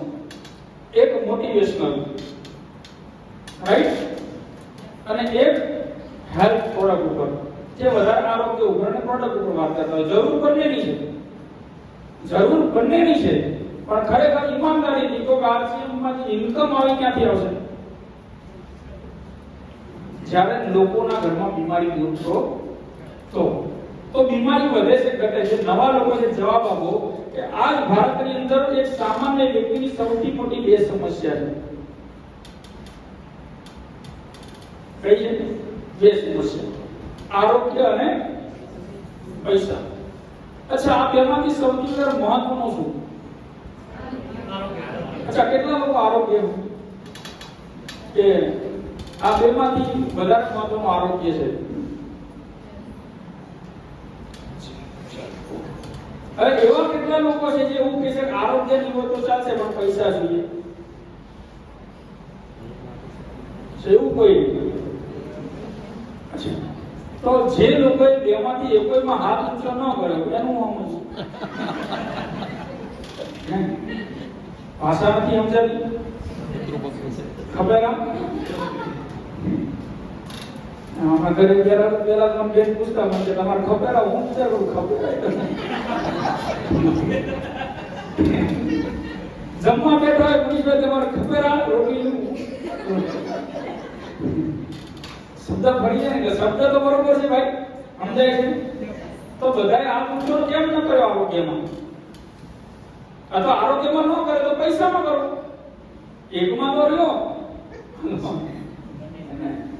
એકવાર 3 સેલ્સમેન, એક ભારતનો, એક ચાઇનાનો, એક અમેરિકાનો એક હોટલમાં ચા પીવા ગયા. ચાનો ઓર્ડર કર્યો. ત્રણેય બેઠા હતા, ચા આવી. અમેરિકા વાળાએ ચા પીધી ને કપ ઊંધો મૂક્યો. હેલો. ચાઇના વાળાએ ચા પીને કપ સીધો મૂક્યો. આ બંને જોઈને ભારત વાળાએ ચા પીને કપ આડો મૂક્યો. તો વેટર આવી પૂછે કે અમેરિકા વાળા પૂછે કે તે કપ ઊંધો કરા મૂક્યો. એ કે આપણે હવે ચા નહીં, આપણો કરાપુ હવે ચાની જરૂર. ચાઇના વાળાને પૂછ્યું કે કપ સીધો કરા મૂક્યો. કે આપણે જો જોશે એટલે સીધો મૂક્યો. ભારત વાળાને પૂછ્યું કે આને તો જોતી હતી એટલે સીધો મૂક્યો, આને નહોતી જોતી એટલે ઊંધો મૂક્યો, પણ તે આડો કરવા પડે કે આપણે હોય તો ભલે ન હોય તો ભલે. એટલે આવું નહીં કરવાનું, એકમાં રહેવાનું. હવે સમજો, કાલે એક બેને હેન્ડ રાઇઝ કરી દીધું આપણા સિનિયર વ્યક્તિએ કે પૈસા જરૂરી છે. હવે વિચાર કરો, આરોગ્ય હશે તો પૈસા કમાઈ શકશો, પણ જો એકવાર આ ખરાબ થઈ ગયું તો દુનિયાના ગમે એટલા પૈસા હોય ને, આ પૈસાથી આ આવતું નથી. સાચું છે? અને જો ખરેખર પૈસાથી આરોગ્ય આવતું હોય તો ધીરુભાઈ અંબાણી જીવતા હોય. આપણા ગામમાં, આપણા સમાજમાં હજી 80-90 વર્ષના લોકો જીવે છે, જ્યારે ધીરુભાઈ અંબાણી 62 વર્ષની ઉંમરે દુનિયા છોડીને જતા રહ્યા, કારણ કે આરોગ્ય સારું નહોતું. હલો, આજ આરસીએમ ની જરૂર શા માટે છે? પૈસા તો આપે છે, એની છેલ્લે વાત કરશું. પૈસા ઉપર કોઈ વાત ના કરું, કદાચ 10-15 મિનિટ વાત કરીએ. જરૂરી છે આરોગ્ય. આજ દિવસે ને દિવસે બીમારીઓ વધી રહી છે.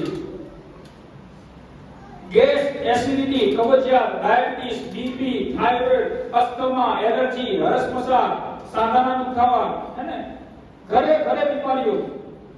ગમે ગામમાં જાઓ, એક ઘર એવું બાકી નથી જેના ઘરની અંદર એક ટીકડી ન હોય, એક ગોળી ન હોય.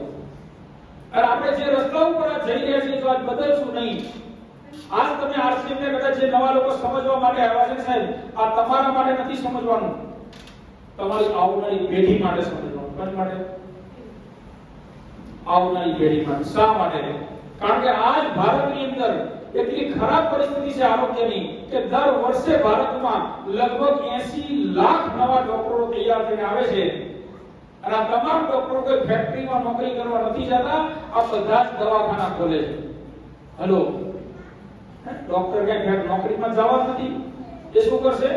દવાખાના ખોલે છે. આપણા જ એરિયામાં લગાતાર દર મહિને નવા દવાખાના, હોસ્પિટલો ખુલે છે. અને ખાલી એક જવાબ આપો, એક વખત એવું બન્યું હોય કે તમે કોઈ ડોક્ટર પાસે ગયા હોય અને તરત વારો આવી ગયો હોય. હેલો, લાઈફમાં બેવું પડે, એનો મતલબ બીમારી કેટલી હદે વધે છે કે આજથી 30 વર્ષ 20 વર્ષ પાછળ જાઓ તો જે એસિડિટી નું નામો નિશાન નહોતું, એસિડિટી શું કોઈને ખબર નહોતી, આ એ જ એસિડિટી 15 વર્ષના છોકરાઓને થાય છે. આવે છે? આજથી 20 વર્ષ પાછળ જાઓ તો જે સાંધાના દુખાવા 70 વર્ષ પછી થતા હતા, 60 વર્ષની પછી થતા હતા, આજ ધીમે ધીમે આપણે વિકાસ કર્યો, ગ્રોથ કર્યો. વિકાસ જ કહેવાય ને. 40 વર્ષે, 50 વર્ષે, 30 વર્ષના બેના સાંધાના દુખાવા છે કે નહીં? તો આનું સૌથી પ્રમુખ જે કારણ છે એ છે આપણો ખોરાક. નુકસાન ઘણી રીતે થયું છે આપણા શરીરને, પણ અમુક નુકસાન એવા છે જેને આપણે રોકી શકીએ અને અમુક નુકસાન એવા છે જેને આપણે રોકી શકવાના. ઉદાહરણ તરીકે હવા પ્રદૂષિત છે ભાઈ, બદલી શકશો? કે કાલથી આ હવા નથી લેવી, બદલી એટલે આપણા હાથમાં. અચ્છા, હવા પછી પાણી ખરાબ છે ભાઈ, આજે પાણીમાં પ્રદૂષિત છે. આજ ગુજરાતની અંદર પાણીની વાત કરું તો એક ગ્લાસ પાણીમાં 0.25 મિલીગ્રામ ફ્લોરાઇડ હોવું જોઈએ, એની જગ્યાએ આજ ગુજરાતના પાણીમાં 0.40 મિલીગ્રામ ફ્લોરાઇડ છે. અને આ ફ્લોરાઇડ વધતા જતા ફ્લોરાઇડને કારણે હમણાં અમદાવાદ મેડિકલ એસોસિએશને 3 વર્ષ પહેલા એક સર્વે કર્યો, 85 પુરુષોને બોલાવી 30-25 વર્ષથી લઈ અને 40-50 વર્ષના 85 પુરુષોને બોલાવીને એક સર્વે કર્યો અને આ સર્વેમાં એવું સાબિત થયું કે પાણીમાં વધતા જતા ફ્લોરાઇડને કારણે આજ અમદાવાદની આજુબાજુમાં 35% યુવકો નપુંસકતા તરફ જઈ રહ્યા છે. હેલો, તો પાણી પ્રદૂષિત છે. અચ્છા, અનાજ જે પ્રદૂષિત હોય, ફળો, શાકભાજી, હેલો, જે ખેડૂત છે એને અમે સમજાવી રહ્યા છીએ. હમણાં તમે બોટાદની અંદર પ્રોગ્રામ કર્યો હરિસરની ઓર્ગેનિક ખેતી અને જૈવ મુક્ત ખેતી ઉપર, પણ બદલશે લોકો, પણ વાર લાગશે અને બદલશે ત્યાં સુધી આપણે પૂરું થઈ જશે. હેલો, કારણ કે એટલું બધું કેમિકલ અહીંયા બધે આવે છે. ત્યાર પછી આટલું તો ઠીક છે, પણ હવે જંક ફૂડ, હેલો, નાસ્તા ખવડાવો કે ખાવ છો? બે કરીએ. પહેલા તો મેગી છે છોકરા ખાતા, હવે તો છોકરા બાપે ખાય ને એમાં બાપે ખાય. હેલો, સાચું છે? બધા ખાય. અચ્છા, જંક ફૂડ નો મતલબ કોનો? જંક એટલે કચરો, જંકયાર્ડ. જંકયાર્ડ એટલે કામ વગરની વસ્તુને એક જ ભેગી કરો. જંક ફૂડ જેના કોઈ પોષક તત્વો નથી, જે શરીરમાં કોઈ લાભ કરતા નથી, જે શરીરને કોઈ ફાયદો કરતા નથી, માત્ર પેટ ભરાયું એવું લાગે પણ શરીરને કાંઈ મળતું નથી, એવો તમામ ખોરાક છે ઉપરથી નુકસાન કરે. અચ્છા, ત્યાર પછી ઠંડા પીણા. ખાસ બહેનોને કહું છું,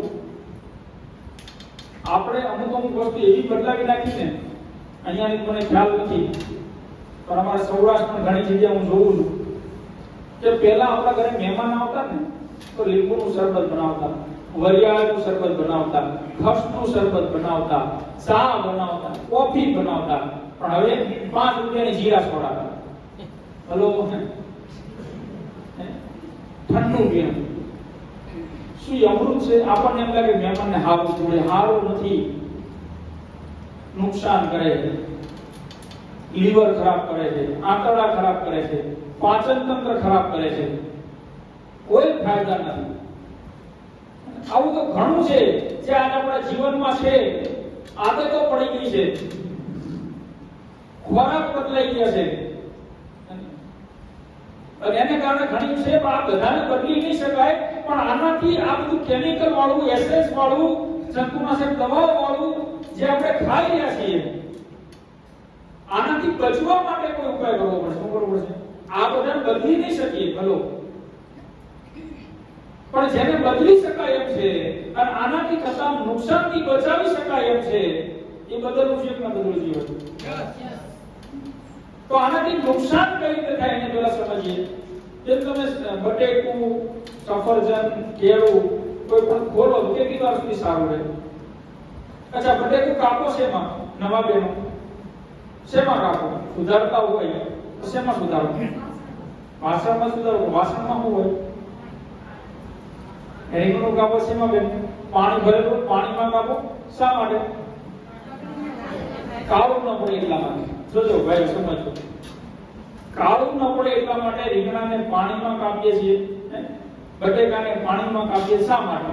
કારણ કે કુદરતનો નિયમ છે કે કોઈ પણ ખોરાકને જ્યારે હવાના સંપર્કમાં લાવો તો હવામાં રહેલું જે ઓક્સિજન છે જે આપણે શ્વાસ દ્વારા લઈએ છીએ, એ ઓક્સિજન એ ખોરાકમાંથી પોષક તત્વોને ખેંચે છે, જેને વિજ્ઞાનની ભાષામાં કહેવાય છે ઓક્સિડેશન. આપણે એને સડો કહીએ. શું કહીએ? વિજ્ઞાનની ભાષામાં એને કહેવાય છે ઓક્સિડેશન. એટલે કે એ ખોરાકમાં જે પોષક તત્વો હતા એ જતા રહ્યા અને હવે ખોરાકમાં કોઈ તાકાત નથી અને બગડતું જાય છે, જેને કહેવાય ફ્રી રેડિકલ. એટલે કે એના કોષ ખરાબ થવા લાગે, એટલે ખાટું થઈ જાય છે, કોષ ખરાબ થઈ ગયા, પોષક તત્વો ખેંચાઈ ગયા અને કોષ ખરાબ થઈ ગયા. હવે આવો ખોરાક ખાવાથી શું થાય? નુકસાન થાય.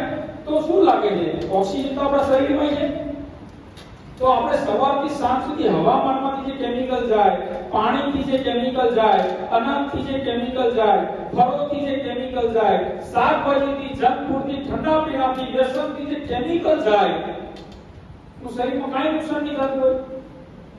શરીરમાં પણ એક પ્રોસેસ થાય છે જે બટેકા ઉપર થાય છે. અને એને કારણે આ સૌથી મોટી સમસ્યા ભારતમાં એ થઈ ગઈ કે આજ ભારતની અંદર એવરેજ વિશ્વ આરોગ્ય સંસ્થાનો આપણે એવું કહે છે કે આમ ને આમ ભારતની અંદર માત્ર ને માત્ર કેમિકલ અને કલરનો યુગ ચાલતો રહ્યો તો આવનારા 15 થી 20 વર્ષ એટલે કે 2040 સુધીમાં ભારતની અંદર 5 માંથી 3 લોકોને કેન્સર હશે. લો, જે બાળકો માટે પૈસા ભેગા કરી રહ્યા છો, જે બાળકો માટે મહેનત કરી રહ્યા છો, એને પણ જો કેન્સર આવી જાય તો શું કરશો? હેલો, હું કોઈને ડરાવતો નથી એલઆઈસી વાળાને જેમ, માફી ચાહું છું. હેલો, હું વાસ્તવિકતા બતાવી રહ્યો છું કે જો આજ નહીં બદલીએ તો જે બીમારી 60 વર્ષે આવતી હતી અત્યારે 40 વર્ષે છે અને હજુ ધ્યાન ન આપ્યું તો આપણા ઘરમાં જે નાનું બાળક છે ને 10 વર્ષે પણ આવશે. હેલો, જો બદલ્યા નહીં તો આરસીએમ પરિવાર બૂમો પાડી એટલા માટે કહે છે કારણ કે અમે આ સામાન વાપર્યો છે, હજારો લાખો પરિવારમાં રિઝલ્ટ જોયા છે, બીમારીઓ દૂર થતા જોયા છે, ઓપરેશનો અટકાવ્યા છે, કેન્સર ઘટાડ્યા છે. એવી ગંભીર બીમારીઓમાં લોકોની દવાઓ બંધ થઈ છે એટલે આરસીએમ પરિવાર ગામડે જઈને વાતો કરે છે કે આ સામાન વપરાય, પણ જ્યારે કોઈ બતાવવા આવે ત્યારે આપણને એમ થાય આપણે કઈ જરૂર નથી. હેલો, એની કેમ જરૂર નથી ખબર? એક સ્ટોરી મારું મોસાળી અમદાવાદ જ છે અને વેકેશન નાના બાળકોનું વેકેશન પડે ને વેકેશન પડે ને અમારો બાજુ મામા મહિનો કે તમારું મામા મહિનો શું કરવા કે વેકેશન પડે એટલે મોટા ભાગના બાળકો ક્યાં જાય? મામાના ઘરે. હવે અહીંયા તો છે ને આ સિટી ટાઈપ છે પણ જેના ઘરની અંદર ગામડે છે ને જગ્યા વધારે હોય એટલે કદાચ 2-5 મહેમાન વધ્યા હોય તો ખાટલા પાકે. પણ અમદાવાદમાં મોટા સિટીમાં તો શું હોય 10x15 ની એક રૂમ હોય, બાકી 10x10 ની બે ટીપણા પડ્યા હોય, એકાદી તિજોરી પડી હોય, બરાબર? જગ્યા ન હોય એટલે મોટા સિટીમાં જ્યારે 4-5 મહેમાન વધે એટલે મારા મામાનું જે ઘર છે નવાવાડા વિસ્તારમાં આ રીતનો રૂમ અને અહીંયાથી મેઇન ગેટ એન્ટ્રી અને અહીંયાથી નાના રૂમમાં જવાય અંદર. તો એમને અહીંયા આ રીતે સોફા હતા, સોફા બેસવા માટે. હવે જગ્યા હોય નહીં, મામા માસીના છોકરા ભેગા થાય એટલે હુવાનો વારો ક્યાં આવે? નીચે. ઘણા બાળકોને યાદ આવી ગયો છે. તો હું પણ જ્યારે લગભગ 5મા કે 6મા ભણતો હતો ત્યારે એક પિક્ચર આવ્યું હતું, કદાચ ઘણા લોકો જોયું હશે, હમ આપકે ભગવાન. જોયું? હા, 1994-95 માં પિક્ચર આવ્યું હતું હમ આપકે ભગવાન અને પિક્ચરમાં એક કૂતરું બતાવ્યું હતું સફેદ વાળ વાળું અને આખા પિક્ચરની સ્ટોરી શેની ઉપર હતી? કૂતરા ઉપર હતી. તો એ સમયમાં અમદાવાદમાં એક ફેશન ચાલી એ કૂતરા પાળવાનું, સફેદ વાળ વાળા. તો મારા મામાએ એક કૂતરું લઈ આવ્યા અને બરોબર વેકેશનમાં અમે ત્યાં રોકાવા ગયા તો અમારો હુવાનો વારો મેન રૂમમાં અહીંયા નીચે આવતો હતો પણ એ કૂતરાની રોજ આદત હતી અહીંયા હુવાની. હું ત્યાં રોજ સોફાના ખૂણામાં. થોડા દી તો વાંધો ન આવે, 2-3 દી પછી કૂતરું રાતે છે ને માંડ ઊંઘ આવી હોય આપણને ત્યાં અવાજ કરે અંદરથી કણસતું હતું. હું સમજું કણસતું હતું એટલે મેં સવારમાં મારા મામાને કીધું કે આને કંઈક તકલીફ છે, આને દવાખાને લઈ જવું પડશે. તો મને કે એવું કાંઈ ન હોય, ખાવામાં કાંઈક આવી ગયું હોય ને પેટમાં દુખતું હોય એટલે અવાજ કરતું, 1-2 દી થાય ને હાવ થઈ જશે, કાંઈ વાંધો નહીં. 1-2 દી હાંચ્યું એમને તો ધીમે ધીમે જેમ દિવસ વધતો જતો હતો ને એમ અવાજ વધતો જતો હતો. ગાંધી તો વાંધો ને પછી અવાજ વધે એટલે મારા મામાને કીધું આનો અવાજ વધતો જાય છે, તકલીફ મને વધતી જાય છે, વધારે તકલીફ થઈ જાય એના કરતા દવાખાને લઈ જાઓ અને જો આમ દવાખાને ન લઈ જાઓ તો અમારી પથારી ફેરવો એટલે કે હુવાની જગ્યા ફેરવો. એટલે મને કે એક કામ કર, હું ફોન કરું, મારા મામાએ ફોન કર્યો પ્રાણીઓના ડોક્ટરને અને કે આજ 5 વાગે આપણે લઈ જશું. નક્કી થઈ ગયું આજ 5 વાગે કૂતરાને દવાખાને લઈ જવાનું. હવે બપોરે અમે બધા મામા માસીના છોકરાઓ રમતા રમતા મારા માસીનો છોકરો અહીંયા બેસી ગયો અને જેવો આમ બેઠો થાય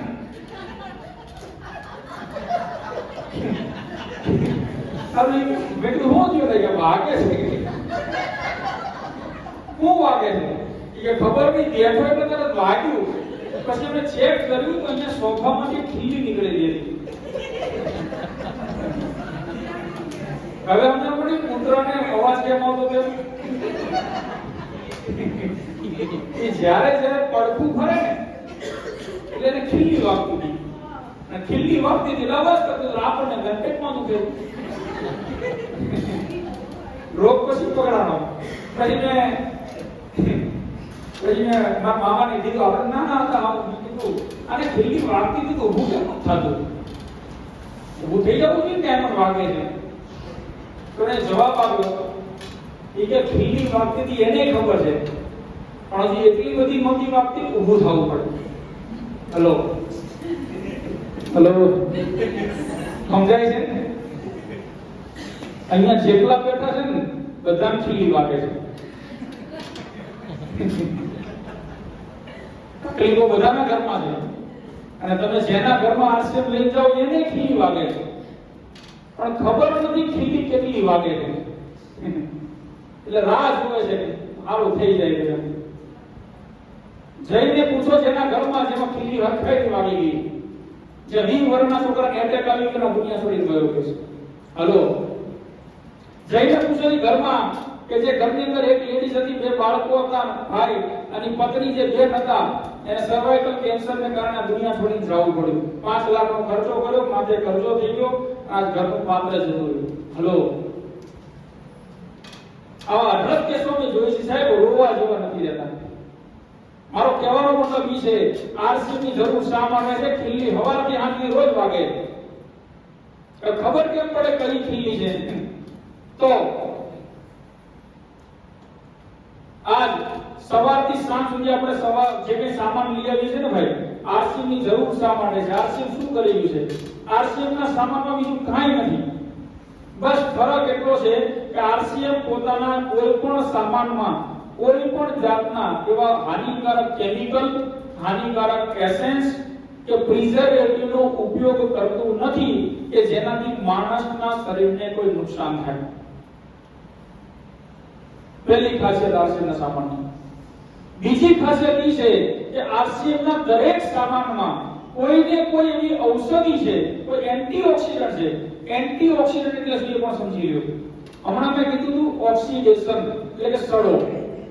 ઓક્સિજન જ્યાં આડે ત્યાં બટેકું ખરાબ થઈ જાય હે ને, એ બટેકું જે ખરાબ થઈ જાય એટલે ઓક્સિડેશન. બટેકાને ફરીથી સરખું કરવું હોય અથવા તો બટેકાને ખરાબ ન થવા દેવું હોય તો એના માટે જરૂરી હોય એન્ટીઓક્સિડન્ટ.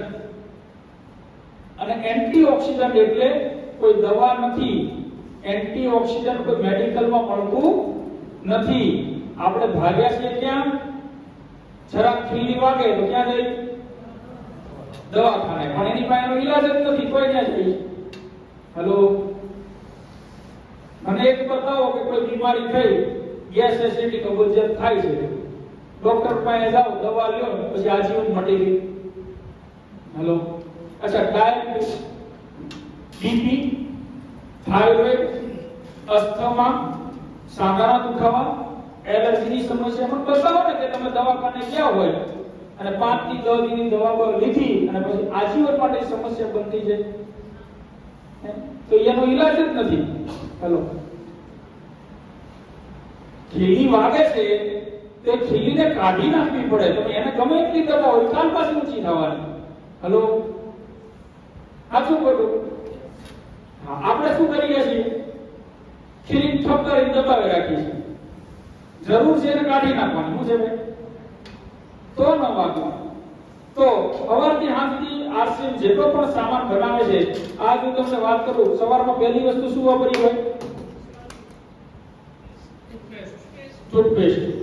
હવે બજારની અંદર જેટલી પણ ટૂથપેસ્ટ મળે છે વિશ્વ આરોગ્ય સંસ્થા દ્વારા એક પ્રમાણ નક્કી કર્યું છે. જો હાનિકારક કેમિકલ એટલે શું? ઘણા લોકો શું કે ખબર, આપણે કઈ ભાઈ આરસીના સામાનમાં બહુ કેમિકલ નથી, આમ છે તેમ છે વખાણ કરીએ, ઈ કે કેમિકલ વગર બને જ નહીં.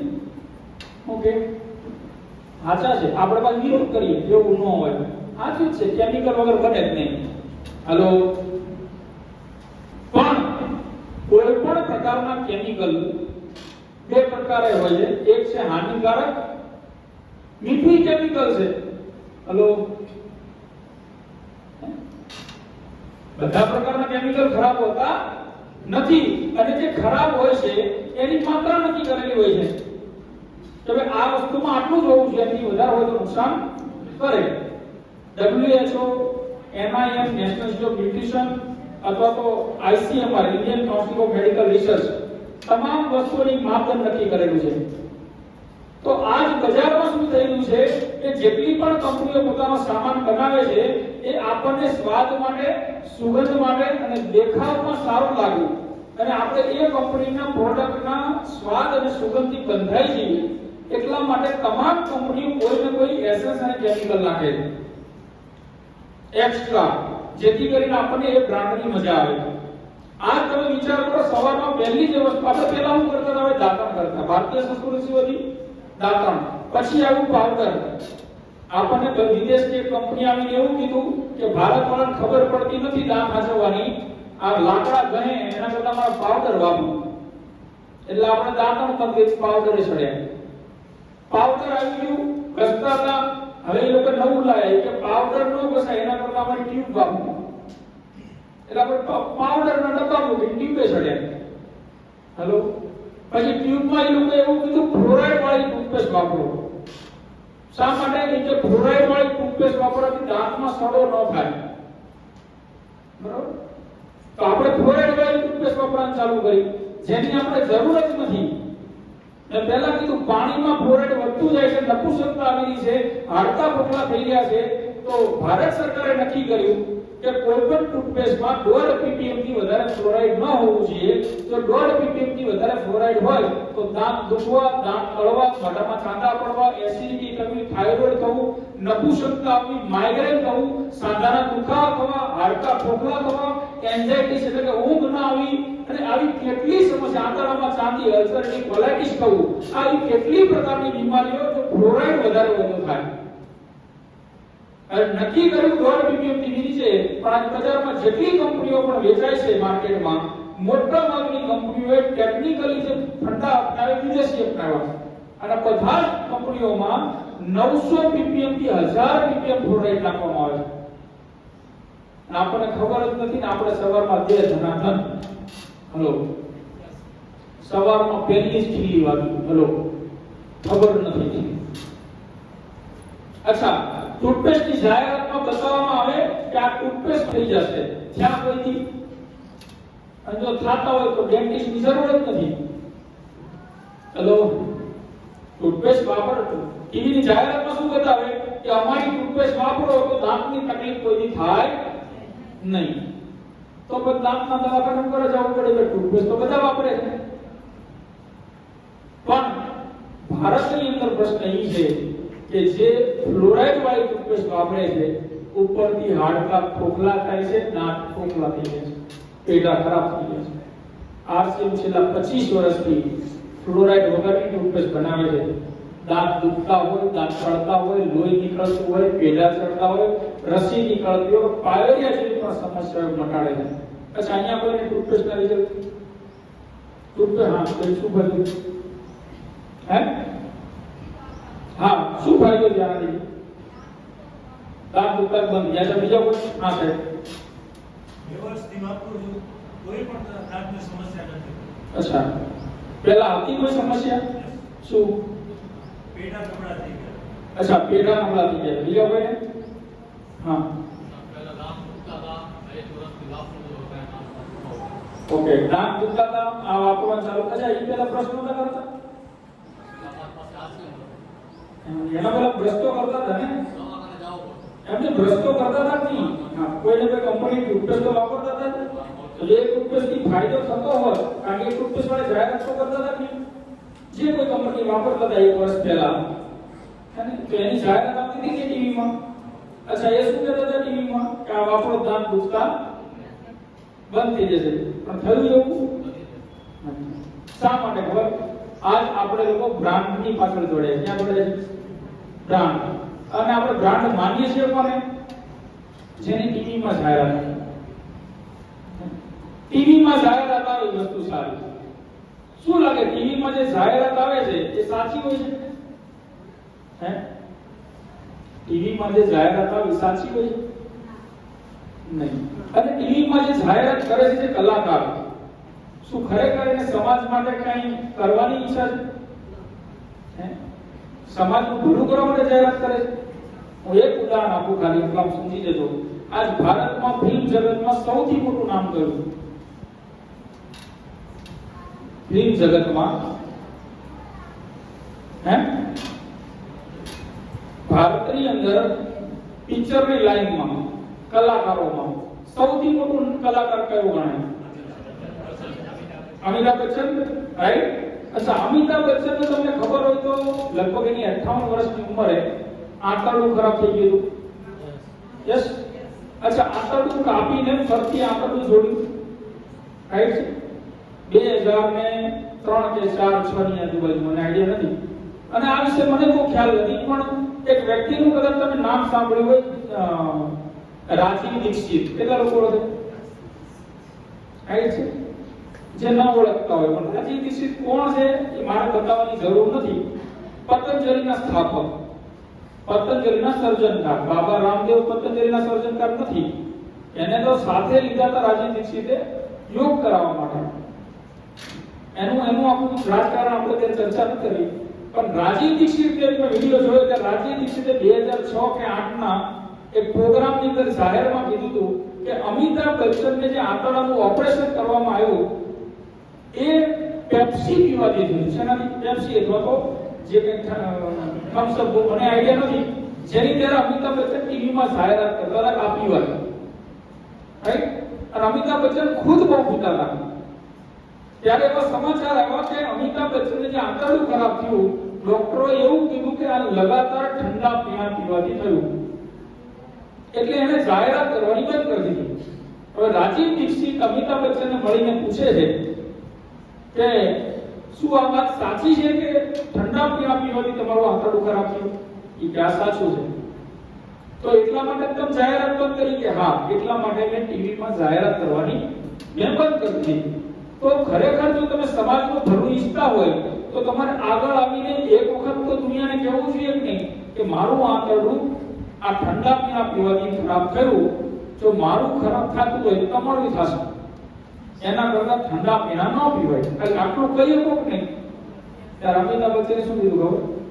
હું ન કહી શકું, કારણ કે જે કંપની સાથે મારો કોન્ટ્રાક્ટ થયો હતો કે આટલા રૂપિયાનો કોન્ટ્રાક્ટ હતો અને કોન્ટ્રાક્ટમાં નીચે મારી સહી છે, એમાં એવું લખેલું છે કે તમે આજીવન અમારી સંસ્થાની વિરુદ્ધમાં કંઈ બોલી શકો નહીં, અને જો બોલશો તો જેટલા અમે તમને આપ્યા છે એના આટલા ગણા તમારે અમને આપવા પડશે. હલો. અને ખરેખર અમિતાભ બચ્ચન જો સમાજ માટે સારું કરવા માંગતા હોય તો એને કેવું જોઈએ 200 કરોડમાં ટેન્શન ન લો, પણ એને ધ્યાન ક્યાં આપો? એનું ધ્યાન એના માટે, અમારા માટે, આપણા માટે નહીં. એવા જેટલા પણ કલાકારો જાહેરાત કરીને કહે છે કે આ ખાવાથી આ થાય, એ પોતે ખાતા નથી. આજ આરસીએમ પરિવાર તમારા ઘરે આવીને એમ કહે છે ને કે આ ખાવાથી આ થાય, કે 6 મહિનાથી ખાય છે એટલે કહે છે. હલો, સાચું છે ભાઈ? તો આજ પછી જેટલા પણ અહીંયા છે નોન ફ્લોરાઇડ, જેમાં ફ્લોરાઇડ નથી, આ કોઈ જાતનું નુકસાન કરતું નથી. અને દાંતની કોઈ પણ પ્રકારની સમસ્યા હોય, સવારે આ અને સાંજે આ કરશો, દાંતની સમસ્યાઓ પણ દૂર. 10 દિવસમાં 15, 20 દિવસમાં અમે પરિણામો જોયા છે. ત્યાર પછી બજારમાં જેટલા પણ સાબુ તમે લઈ આવો છો, સાબુમાં શું ચેક કરવાનું હોય? સુગંધ. હલો, સુગંધ સારી હોવી જોઈએ, કાં તો ટીવીમાં હિરોઈન સારી હોવી જોઈએ, અને કાં તો ઓફર સારી હોવી જોઈએ, બાય 3 get 1 free. તો બાંધો આપણને ફ્રી ફ્રી નથી, ઈ બાને 4 એક હારે ફટકાડી દીધા. લો, બાય 3 get 1 ફ્રી. અને આપણે શું જોઈએ? સુગંધ. સાબુમાં જોવાનું હોય TFM. અને કદાચ આટલું સાયન્સ આ ઊંધું નથી થવું. સાબુમાં એટલું જોઈ લો, શાકાહારી સ્ટેપ નહીં. TFM 76 હોવા જોઈએ અને શાકાહારી હોવો જોઈએ. બીજું કાંઈ જોવાની જરૂર નથી. તો આપણે જોવા જઈશું તો એટલું બધું આપણું મગજ કામ કરશે. અહીંયા છેલ્લે સાબુમાં લખ્યું TFM, total fatty meter. 76 TFM થી ઉપરના સાબુ નાવાલાયક છે, 76 અથવા 76 થી ઉપર. 70 TFM ની આજુબાજુના જે સાબુ છે હાથ ધોવા માટે, હાથ પગ ધોવા માટે, નેલ કાપવા માટેના છે. સેકન્ડ ગ્રેડ કહેવાય એને. 65 TFM થી નીચેના જેટલા સાબુ છે એ કૂતરા નવડાવવા માટેના છે, પ્રાણીઓને નવડાવવા માટે. આપણે ક્યારે ચેક કરતા, આપણે શું કરીએ છીએ, ટીવીમાં જાહેરાત આવી, હા એમાં એક ટીવીમાં જાહેરાત આવે છે, લાઈફ બોય હે જહાં કેટલા TFM છે જોયા પછી? 60 TFM. એને કહેવાય કાર્બોલિક શોપ. શું કહેવાય? કાર્બોલિક શોપ. પણ ભારતની અંદર જાહેરાત શું આવે? તંદુરસ્તી હે વહાં. હલો, કૂતરા નવડાવના હાબુની નાવ અને પછી તમને તંદુરસ્તી આવે. મારું કામ જ હું કરી છે અને પછી જે ખીલી વાગે છે.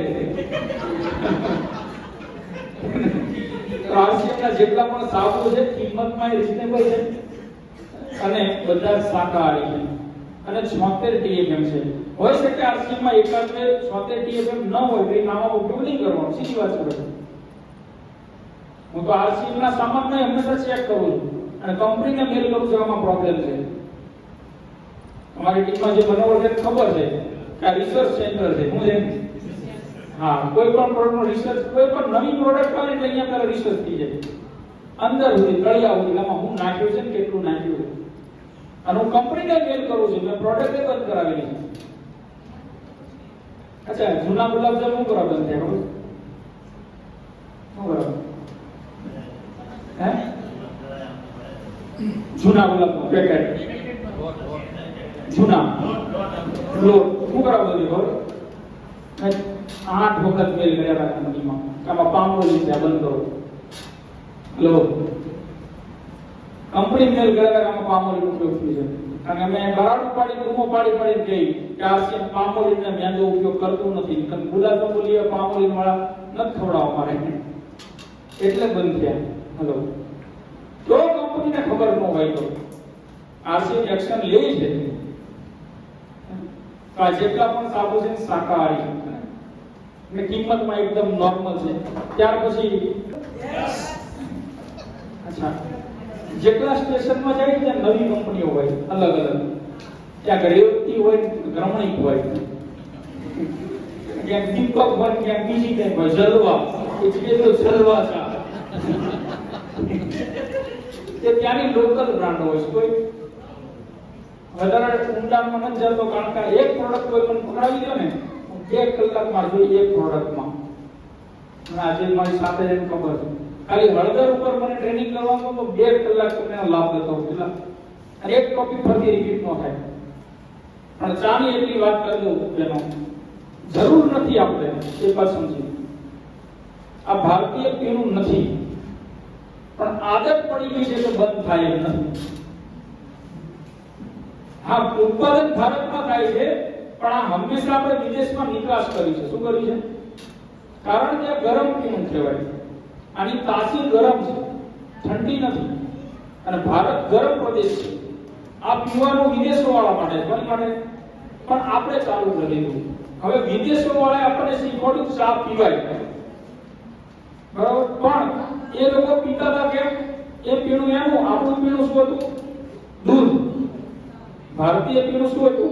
દૂધ. એ લોકો ચા પીતા હતા, પણ ફરક એટલો હતો એ લોકોએ આપણને ચા પીતા શીખવાડ્યું, પણ આપણે ડાયા વધારે. કારણ કે એ લોકો ચા પીતા હતા દૂધ વગરની. ચા બનાવવાની રીત શું છે? દૂધ વગરની બનાવવાની. પણ આપણે એનું લીધું ને આપણું ભેગું કર્યું. એ હજુ આજની તારીખમાં દૂધ નાખીને ચા નથી પીતા. તમે જાહેરાત જોજો ગમે ત્યારે, વિદેશોની ચા જોજો, ચાનો ઉકાળો હોય, ગ્રીન ટી હોય, શું એ લોકોને. અને આપણે શું કર્યું, ચા એની રીતે દૂધ આપણું નાખ્યું. ચામાં દૂધ નાખવાથી ચા નુકસાન કરે છે, એસિડિક બની જાય. શું બની જાય? હવે આપણને આદત પડી ગઈ છે, અને જેને આદત ન હોય એને પાડવી નહીં. હું પીતો જ નથી, ચોખ્ખું આ લોકો ખબર છે. હે નથી થતી એ વાત અલગ છે, પણ જ્યારે ગુણધર્મ શું એની વાત કરું છું. હું આરસીએમ નો સામાન વેચવા નથી આવ્યો, હું તમને તમામ પ્રોડક્ટ્સની માહિતી આપવા આવ્યો છું. પછી તમારા ઘરની હોય કે આરસીએમ ની હોય, હા એ વાત આવે છે. એ એસિડિટી એટલા માટે નથી થતી આરસીએમ ની ચા પીવાથી કે બજારની જેટલી પણ ચા તમે લઈ આવો છો એમાં ટેનિન નામનું કેમિકલ જે 5% હોવું જોઈએ એની જગ્યાએ તમામ કંપનીઓ લગભગ 20% એક્સ્ટ્રા ટેનિન નાખે છે. શા માટે નાખે છે કે તમે જે કંપનીની ચા પીતા હશો તમને એ કંપનીની ચા પીવાથી જ પોટો થશે. સાચું છે? એક ઘરમાં વાઘ બકરી પીવાતી હોય, બાજુના ઘરમાં મિલી પીવાતી હોય, તો વાઘ બકરી વાળા મિલી વાળા ઘરે જઈને ચા પીવે તો પોટો નહીં સડે. જ્યાં બધી પોતાના ઘરની ચા નો પીવે ત્યાં સુધી. સાચું છે? તો ચા તો આ સાદી ભાષા ખૂબ ભાઈઓને સમજાશે. બુધાલાલ ખાતા હોય ને સુરેશ ખવડાવો, બે તમાકુ છે તો કેમ? કારણ કે બંને એમાં કેમિકલ ને એસેન્સ અલગ નાખેલા. શું નાખે? અને આપણે કેમિકલ ને એસેન્સ થી બંધાઈ જઈએ છીએ. આટલો જ ફરક છે. આ ચાથી એસિડિટી એટલા માટે નથી થતી કારણ કે આ ચામાં ટેનિન કુદરતી રીતે 5% જે છે એ છે. કોઈ પ્રિઝર્વેટિવ નથી, કોઈ એસેન્સ નથી, કલર નથી. ફરક એટલો છે, બજારમાં જે ચા પીવો છો ને એ તમે જો બનાવો તરત કલર પકડાઈ જાય, આને ઉકાળવી તરફ પડે કારણ કે આમાં કલર નથી, જેથી ઉકાળો તો કલર પકડે. પણ ફરક એટલો કે બજારની ચા તમે ઘડીવાર મૂકી રાખો કાળી પડી જાય, સ્વાદ ફરી જાય, જે કેમિકલ નાખ્યું છે એકવાર વપરાઈ જાય એટલે ખતમ થઈ જાય. જ્યારે આ ચાને સવારે 5 વાગે બનાવો, સાંજે 5 વાગે પીવો તો ચાનો કલર ભરતો નથી, ચાનો સ્વાદ ભરતો નથી. અને જે દાદાને વારંવાર ઘરે બેઠા બેઠા ચા પીવાની આદત પડી ગઈ હોય એના ઘરમાં લગાતાર આ ચા ચાલુ થઈ જાય તો 3 મહિના પછી દાદાને ચાની આદત પણ છૂટી જાય. હલો, આવા તો કેટલા ઉદાહરણ છે. અમુક રાખો, કારણ કે પેલામાં કેમિકલ આવતું હતું, ઘડીએ ઘડીએ ચા પીવાની આદત પડતું હતું. આમાં કેમિકલ આવશે નહીં,